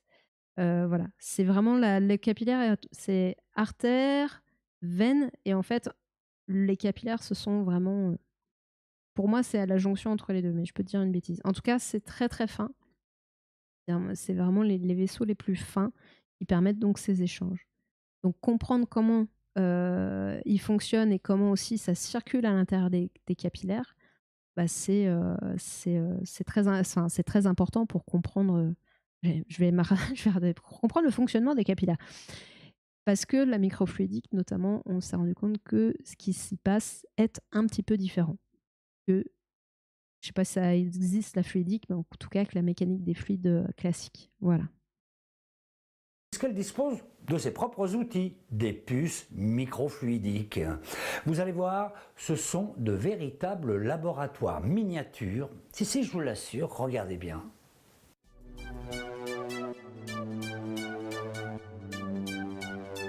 Depuis des millions d'années, la nature maîtrise l'écoulement des fluides dans des canaux minuscules. C'est par exemple le cas lorsque la sève monte des racines vers les feuilles de l'arbre ou encore lorsque le sang circule dans les capillaires de notre corps. En science, ce savoir-faire est un domaine de recherche récent qu'on appelle la microfluidique. À l'Institut Pierre-Gilles de Gênes, les scientifiques comme Patrick Tabling s'y intéressent tout particulièrement. La microfluidique, c'est la science de la manipulation des fluides à l'échelle micrométrique. Elle a démarré dans les années 90 comme résultant du développement des technologies microélectroniques. On est détourné vers la manipulation des fluides.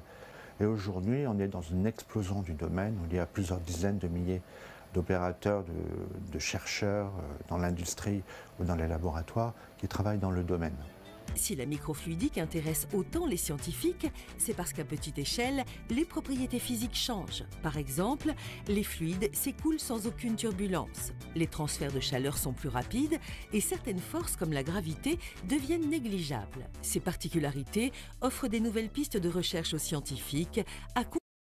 Donc c'est ce que je vous disais, hein. À cette échelle-là, on n'est plus dans entre guillemets de la mécanique des fluides. Je sais pas, j'ai peur de dire une bêtise, mais je vais dire mécanique des fluides. Si c'est pas ça, corrigez-moi.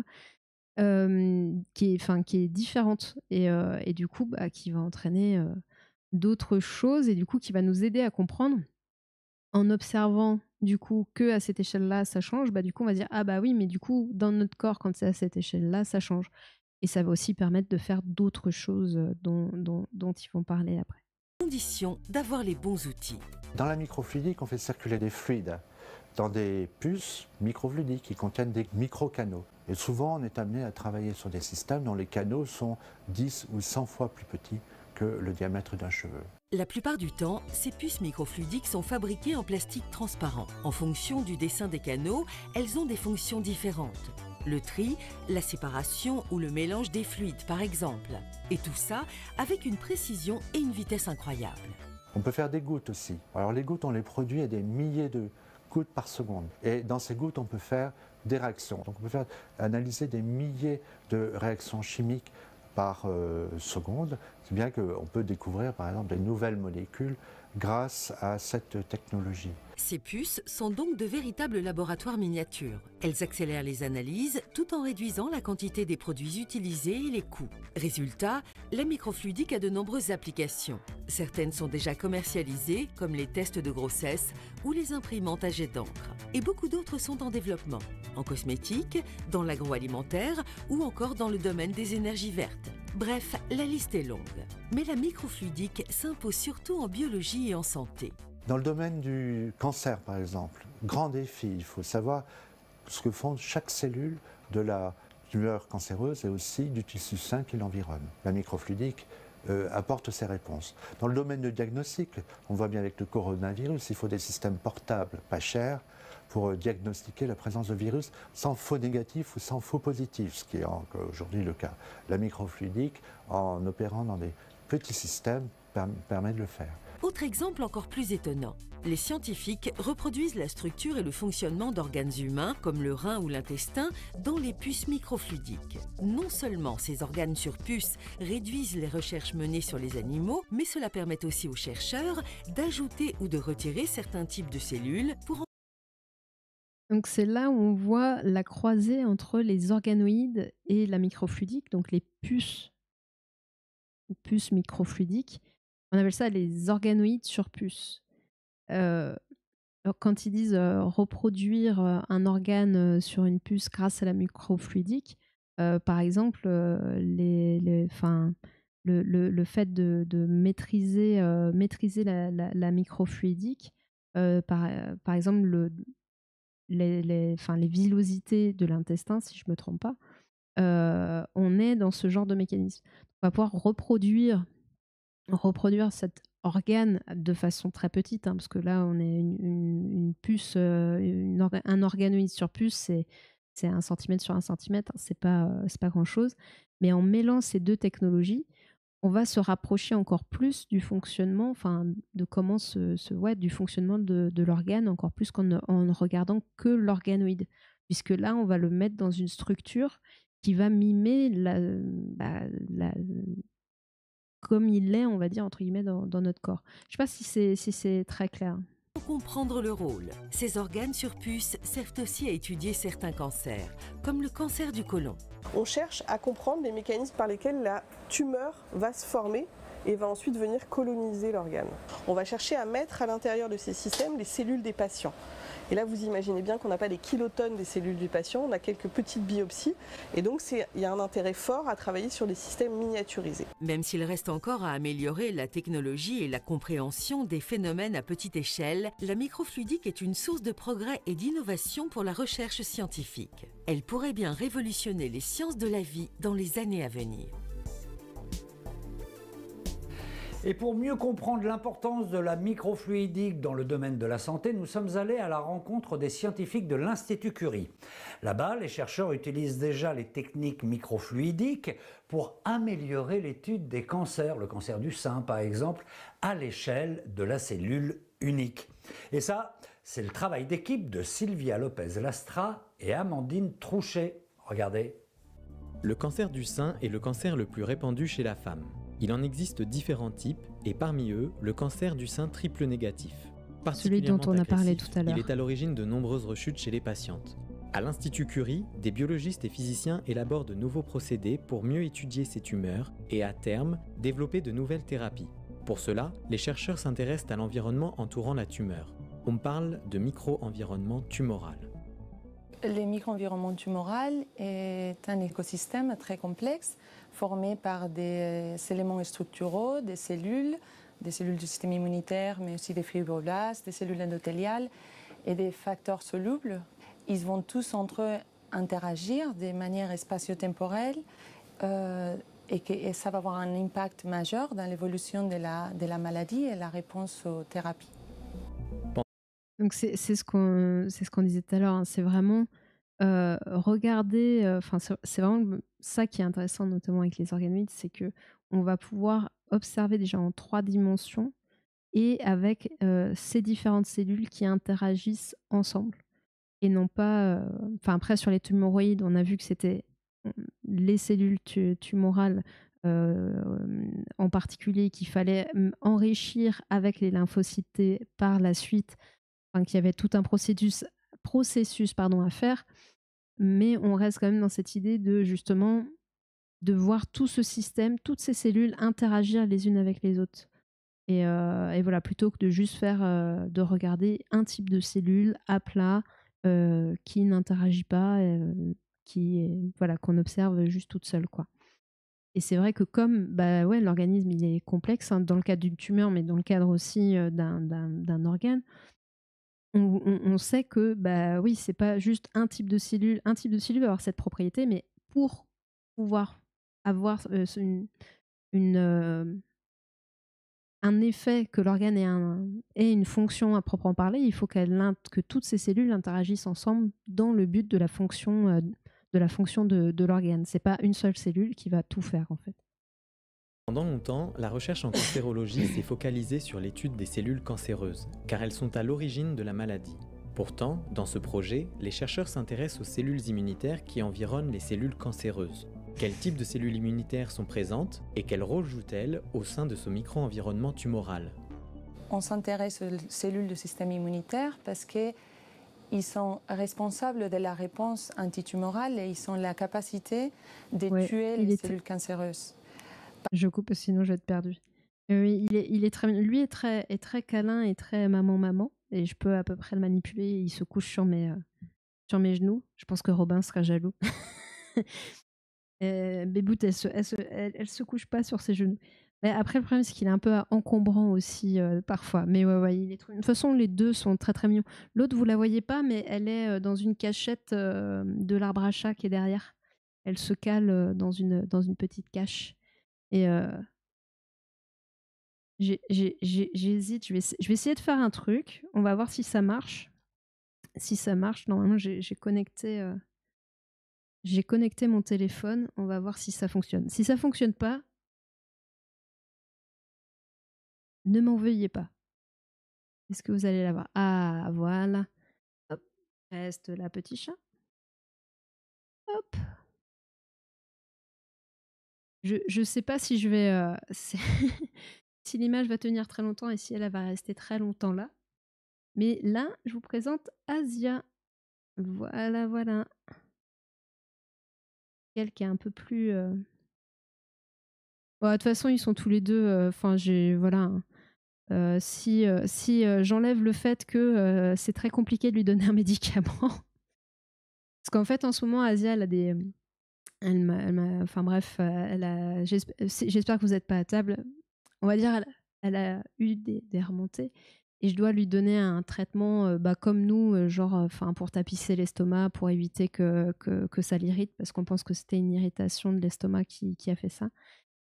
Sauf que c'est impossible de la prendre pour lui donner un médoc, quoi. Donc j'ai fini par, même si normalement il faut lui donner en dehors des repas, j'ai utilisé l'arme de l'estomac. Hein. Je lui donne une petite...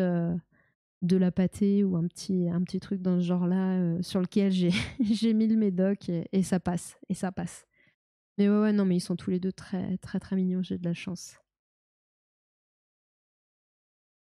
Parfois, la tumeur arrive à s'échapper de ces réponses, de ce contrôle immunitaire. Et nous, avec les pistes, en étudiant la hétérogénéité et les fonctions de ces cellules, on va être capable de réveiller, de rééduquer les cellules du système immunitaire pour reconnaître et tuer les cellules cancéreuses. Parmi ces cellules du système immunitaire, les chercheurs s'intéressent à un type cellulaire en particulier, les macrophages. Les macrophages sont des cellules qui sont présentes dans tous les tissus de l'organisme et qui sont essentielles pour nettoyer, venir digérer des cellules mortes, des débris, des bactéries, des substances toxiques. Les macrophages ont un rôle fondamental dans l'initiation de la réponse immunitaire parce qu'ils vont notamment présenter des antigènes aux lymphocytes. Ces antigènes sont des caractéristiques des cellules tumorales, aussi des virus et des bactéries qui sont étrangers à notre organisme et donc vont réveiller les systèmes immunitaires. Il existe une grande diversité de...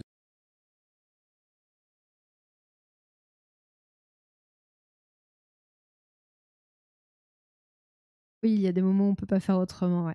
Ouais. Ah, mais de toute façon, je crois qu'avec les chats, ça reste la solution la plus adéquate très souvent, malheureusement. Pour ça que ma veto, elle m'a dit vous faites comme vous pouvez. Voilà. Puis je me suis pas trop pris la tête. Là, on voit en fait toute la complexité. C'est pareil, le système immunitaire. Il faudrait que je me penche bien dessus pour pas dire trop de bêtises. Mais on voit l'importance de tous les maillons du système immunitaire pour vraiment déclencher la réponse spécifique. Là, en l'occurrence, le macrophage, qui est un petit peu un des premiers maillons, qui est une des réponses du système immunitaire, mais qui est non spécifique. Cette réponse, elle est essentielle pour en fait donner l'info. Si j'ai bien compris, j'espère que je dis pas de bêtises, mais non. Ça me paraît pas trop Enfin, voilà, vous me dites si ça vous paraît bizarre ce que je dis, mais le macrophage, donc, non spécifique, mais c'est quand même lui qui va donner l'info aux lymphocytes euh, en leur donnant donc l'antigène pour reconnaître ce qu'il faut attaquer de façon spécifique, quoi. Donc on voit que c'est vraiment toute une chaîne de réactions et que s'il y a un maillon qui bug ou que nous, dans nos recherches, on ne prend pas en compte, enfin nous, non pas moi, enfin eux, dans leurs recherches, ne prennent pas en compte, on passe à côté du problème. Donc macrophage, tout à l'heure on a parlé du lymphocyte T qui, dans le sang, était justement non spécifique à la tumeur, puisque le lymphocyte T n'était pas à côté de la tumeur. Peut-être que ça, enfin, si cette partie-là n'est pas claire, si vous vous souvenez plus trop de ce que j'ai dit sur par rapport à ça, justement, à ce moment-là où la tumeur, le tumoroïde, c'est bien, mais on n'a pas justement ces lymphocytes T qui sont la réponse immunitaire et qui vont permettre de donner les indications après à la thérapie, à l'immunothérapie.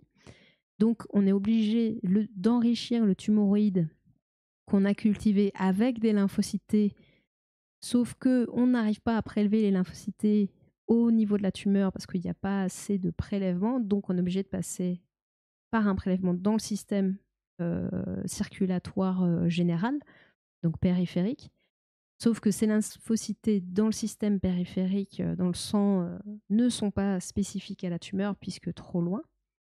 Donc, il va falloir, pour enrichir notre tumoroïde, spécialiser ces lymphocytes T, et ça prend du temps. Voilà. J'espère que c'était clair. Encore une fois, hein, vous me dites s'il y a quelque chose qui n'est pas très clair. Et là, donc, on voit justement l'importance du macrophage qui est à proximité de la tumeur, qui va donner l'info de lymphocyte, qui va avoir une réponse spécifique. Et je dirais presque que la boucle est bouclée, mais je ne m'aventurerai pas.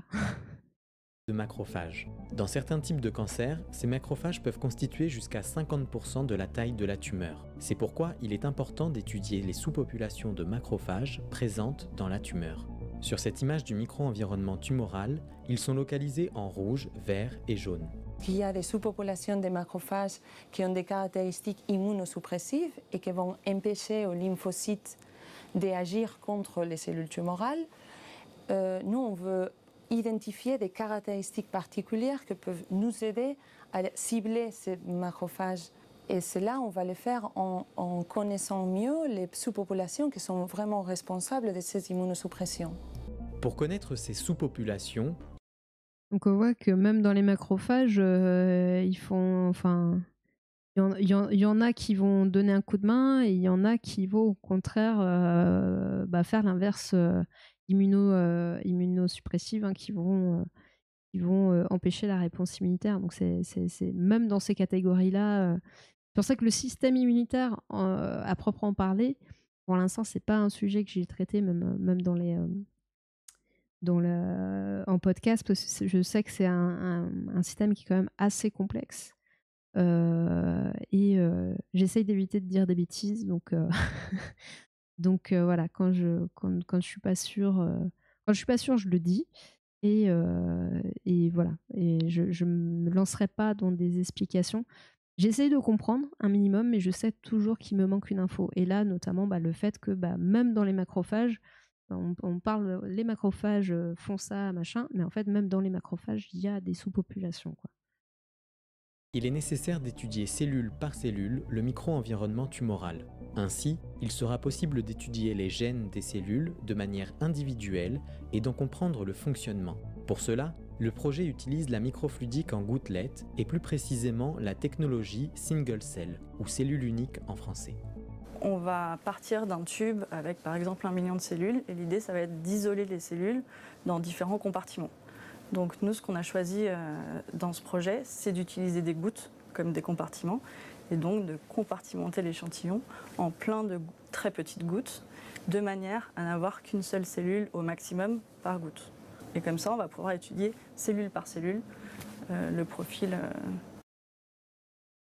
Ça c'est fort quand même, hein. Ça c'est fort. déjà, enfin, ça me fait penser complètement l'opposé, mais en physique, au fait de pouvoir faire un photon unique. Ça, c'est fort. Mais maintenant, de pouvoir aussi avoir qu'une seule cellule par goutte. Enfin bref, c'est fort. Mais c'est là où c'est des choses auxquelles on ne penserait pas à l'utilité d'avoir un photon, d'avoir une cellule. Mais en fait, ouais, ça permet vraiment d'être hyper précis dans ce qu'on va faire derrière.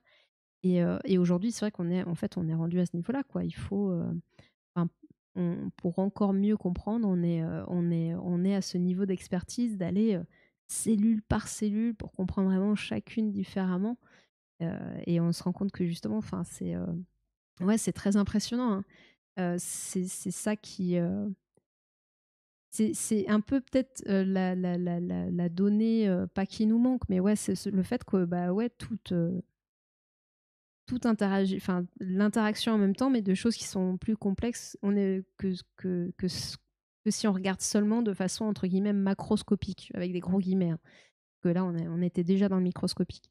Mais c'est vrai que, enfin ouais, c'est fou quoi. D'expression des gènes.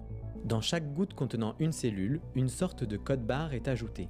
De cette manière, chaque cellule a son propre code-barre pour la différencier des autres cellules de l'échantillon. Dans ce type d'analyse, c'est pareil, je trouve ça fou. on peut voir chaque cellule représentée par un point, plus les points sont proches, donc les cellules sont proches, plus leur expression génique est similaire. Et comme ça, on va pouvoir identifier les différents types de cellules qui vont être plus similaires entre eux. Et ça va nous donner une idée, une cartographie de quel type de macrophages sont dans la tumeur à certains moments de l'évolution de la maladie. La meilleure compréhension de la biologie des macrophages est essentielle pour l'avenir de la recherche médicale. Cela pourrait permettre aux chercheurs d'améliorer la réponse immunitaire face à un cancer ou à d'autres pathologies. Donc c'est vrai, alors, ou après, je sais plus, je crois que lui, la presse qu'il dit, c'est pas très intéressant. Mais c'est là où c'est fou. Tout à l'heure, je disais, il y a différents types de macrophages, mais je vais repasser là, je vais vous la remettre. On disait, ouais, il y a plusieurs types de macrophages, mais en plus, il y a plusieurs types, même à des moments différents, etc. Donc enfin ouais, c'est complètement dingue, quoi. C'est beaucoup plus complexe que de juste, il y a une tumeur, le système il fait ça et bim, quoi. Non, non, à tel moment, il y a eux qui interviennent, à tel moment, on se rend compte que c'est plutôt eux. Mais du coup, si on intervient à tel moment avec notre traitement, bah, en fait, ça va pas marcher parce que, par exemple, je sais pas, la population justement de macrophages immunosuppresseurs sont les plus présents. Du coup, on n'aura pas accès au fait d'activer la réponse immunitaire. Enfin, toute cette compréhension-là de façon vraiment globale et dans le temps, c'est complètement... le sujet de ce soir, c'était quand même les organoïdes. Donc, je vais essayer de faire un petit résumé. Donc, l'avantage de l'organoïde, c'est qu'il est donc produit en 3 dimensions et qu'il reproduit de manière plus fidèle la complexité et le fonctionnement d'un organe. Quand en plus, il est mis sur puce microfluidique, donc organoïde sur puce, on sait que la puce, c'est sur le principe microfluidique. Donc, quand on parle d'organoïdes sur puce, comprenez que c'est des puces avec ces petits canaux microfluidiques pour avoir qui recherche un but en particulier. On utilise telle puce pour tel but, pour tel organoïde. Donc, les puces et les microfluidiques permettent d'utiliser donc moins de réactifs, d'isoler des cellules avec les gouttes, d'arriver à isoler une seule cellule par goutte, de se rapprocher du fonctionnement entre guillemets mécanique d'un organe. Au niveau des tumoroïdes, de voir comment ils se développent dans un environnement entre guillemets proche aussi mécaniquement d'un organe pour tout ce qui est puce. Encore une fois, c'est sur puce. Si vous prenez l'organoïde à part, c'est encore autre chose. Et aujourd'hui, alors ça, on n'en a pas trop parlé, Oh là là, à chaque fois que je tape dedans. On n'en a pas trop parlé, mais aujourd'hui aussi, avec les organoïdes sur puce, il y a cette idée de pouvoir, entre guillemets, reconstituer tout un être humain, enfin tout le fonctionnement, tous les organes, les mettre en chaîne, de mettre en chaîne ces puces organoïdes. Alors, on arrive à mettre certains organoïdes sur puce en chaîne. Ouah, gros plan sur les oreilles.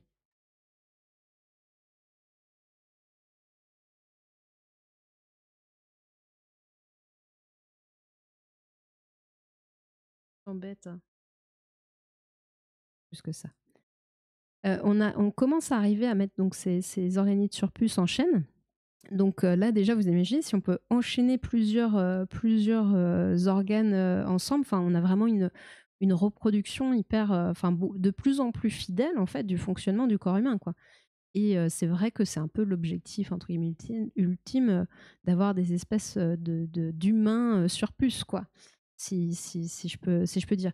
Alors l'objectif de mettre en chaîne ces organoïdes sur puce, on est toujours dans, entre autres, la compréhension, bien sûr, mais aussi le fait de pouvoir tester des médicaments, enfin des molécules, en tenant compte de tous les organes, de l'impact que ça va avoir sur tous les organes. Parce qu'on peut viser une utilité, je sais pas, pour tel organe ou sur telle chose, et ne pas et avoir des bons résultats, mais en fait que ça ait un impact sur autre chose, comme le foie par exemple, dont on a vu tout à l'heure que certains médicaments pouvaient être mauvais pour le foie. D'ailleurs, c'est ce que a révélé aussi les essais cliniques entre les essais sur les animaux et les essais, alors c'est un peu différent, mais ça me fait penser à ça. Les essais sur les animaux et les essais sur les humains, on avait des molécules qui étaient très bien tolérées par les animaux, parce que leur métabolisme, leur physiologie tolérait très bien la molécule, mais qui, sur les essais cliniques sur les humains, c'est beaucoup moins bien passé, parce que on n'a pas la même physiologie, quoi. Ça ne fonctionne pas pareil et ça n'a pas le même impact sur notre organisme. Donc, c'est vrai que si on peut tester ça directement sur un humain organoïde sur puce, on va dire, ce serait top, quoi. Est-ce que vraiment, là, à l'heure actuelle, les organoïdes sur puce, au final, les résultats sont... Enfin, quand on a des résultats avec ces organoïdes sur puce, on est très proche des résultats concrets entre guillemets, dans la réalité. Donc c'est vrai que c'est très encourageant, quoi. Et en plus, si ces résultats sont plus proches de ce qui va se passer en vrai pour l'être humain que les résultats qu'on a obtenus avec les essais sur les animaux, voilà, on peut espérer qu'à terme, ça se passe mieux pour les animaux. On va croiser les doigts. Donc, ils vont permettre d'étudier et de mieux comprendre le fonctionnement de nos organes, tester les molécules pour faire un médicament en phase d'essai, que pour le traitement personnalisé. Oui, le traitement personnalisé aussi, pour notamment les cancers. Ah oui, il y a un autre truc dont on n'a pas du tout parlé, et je vous avoue que si je n'avais pas rencontré une personne qui travaillait dans ce domaine-là, les organoïdes et organoïdes sur puce vont permettre aussi, c'est un espoir aussi qu'on a avec ça. Par exemple, aujourd'hui, les essais cliniques sur les femmes enceintes sont interdits. C'est-à-dire, ça paraît logique. On ne veut pas prendre de danger. Sauf que du coup, le problème, c'est qu'est-ce qu'on donne à une femme enceinte? Parce qu'on sait que il y a des échanges entre la maman et l'enfant, et notamment à travers le placenta, la barrière placentaire, il y a des échanges qui se font quand même. Donc on est bien embêté. On est bien embêté, et on ne peut pas tester ça sur les femmes enceintes, mais en même temps, ne rien proposer dans certains cas, c'est mettre en danger éventuellement la maman, voire l'enfant. Parce que les échanges faisant dans les deux sens, si le bébé a un problème, mais qu'on donne une molécule qui peut être mauvaise pour la maman et inversement, c'est compliqué.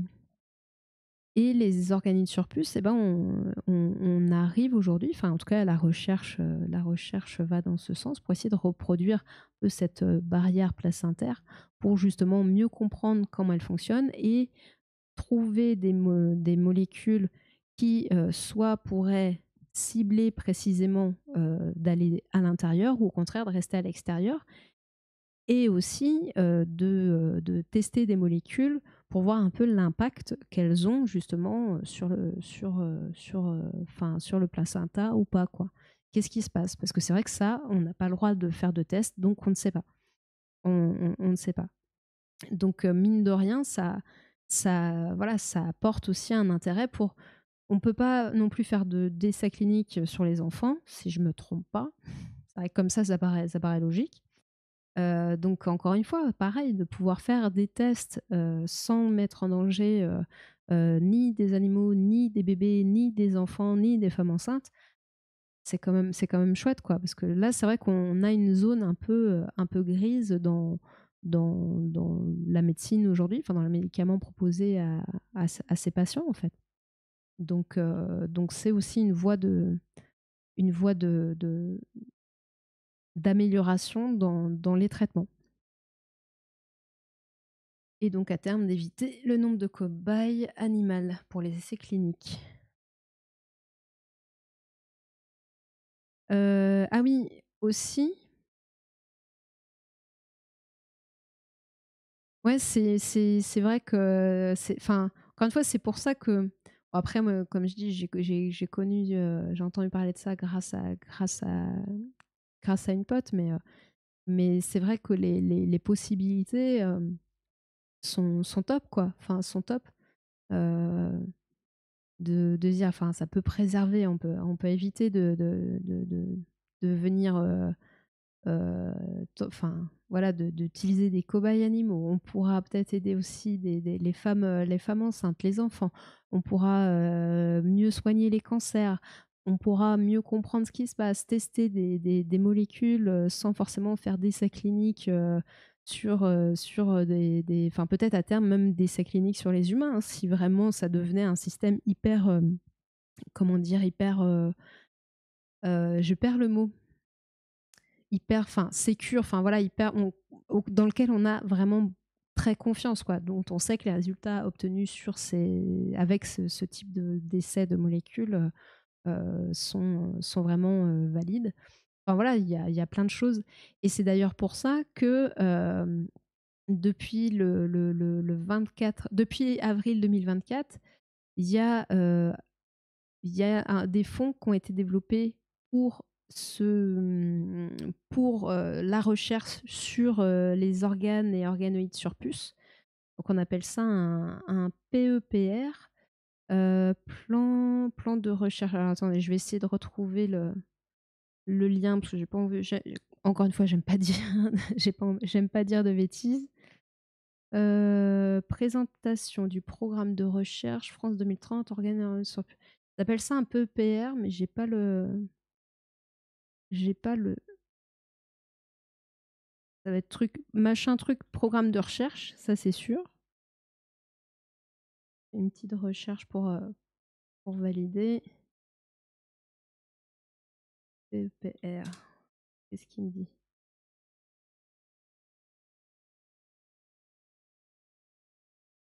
Alors.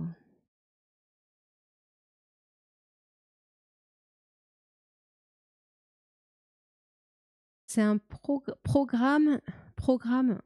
Ah, attendez, on va faire ça. Programme et équipement prioritaire de recherche, PEPR. Voilà.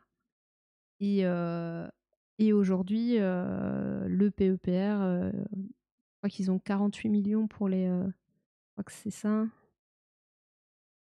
Présenter le PEPR MED AOC donc pour ça, donc organes et organoïdes sur puce. Recherche français.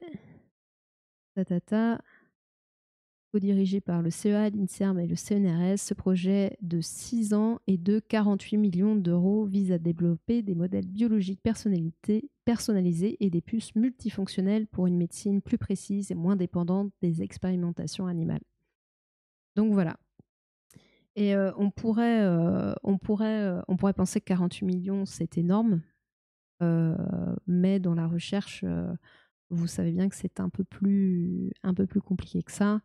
Que les 48 millions, il y a quand même beaucoup de labos. Et comme je vous ai dit, déjà, il y a des organoïdes et des organes surplus pour plein d'organes, parce qu'on n'a pas qu'un seul organe. On est quand même constitué de beaucoup d'organes, de choses qui vivent, pour qu'on puisse vivre. Donc déjà ça, en général, chaque service est spécialisé plus ou moins dans un organe, voire même à des sous-spécialisations, comme justement les traitements du cancer, etc. Vous avez des labos un peu partout en France, donc 48 millions sur 6 ans, ça va partir vite. Si je suis en train de me demander 48 millions sur 6 ans, 6 x 5, 30, 6 x 6, 36, x 7, 42, 6 x 8, ouais, ça fait 8 millions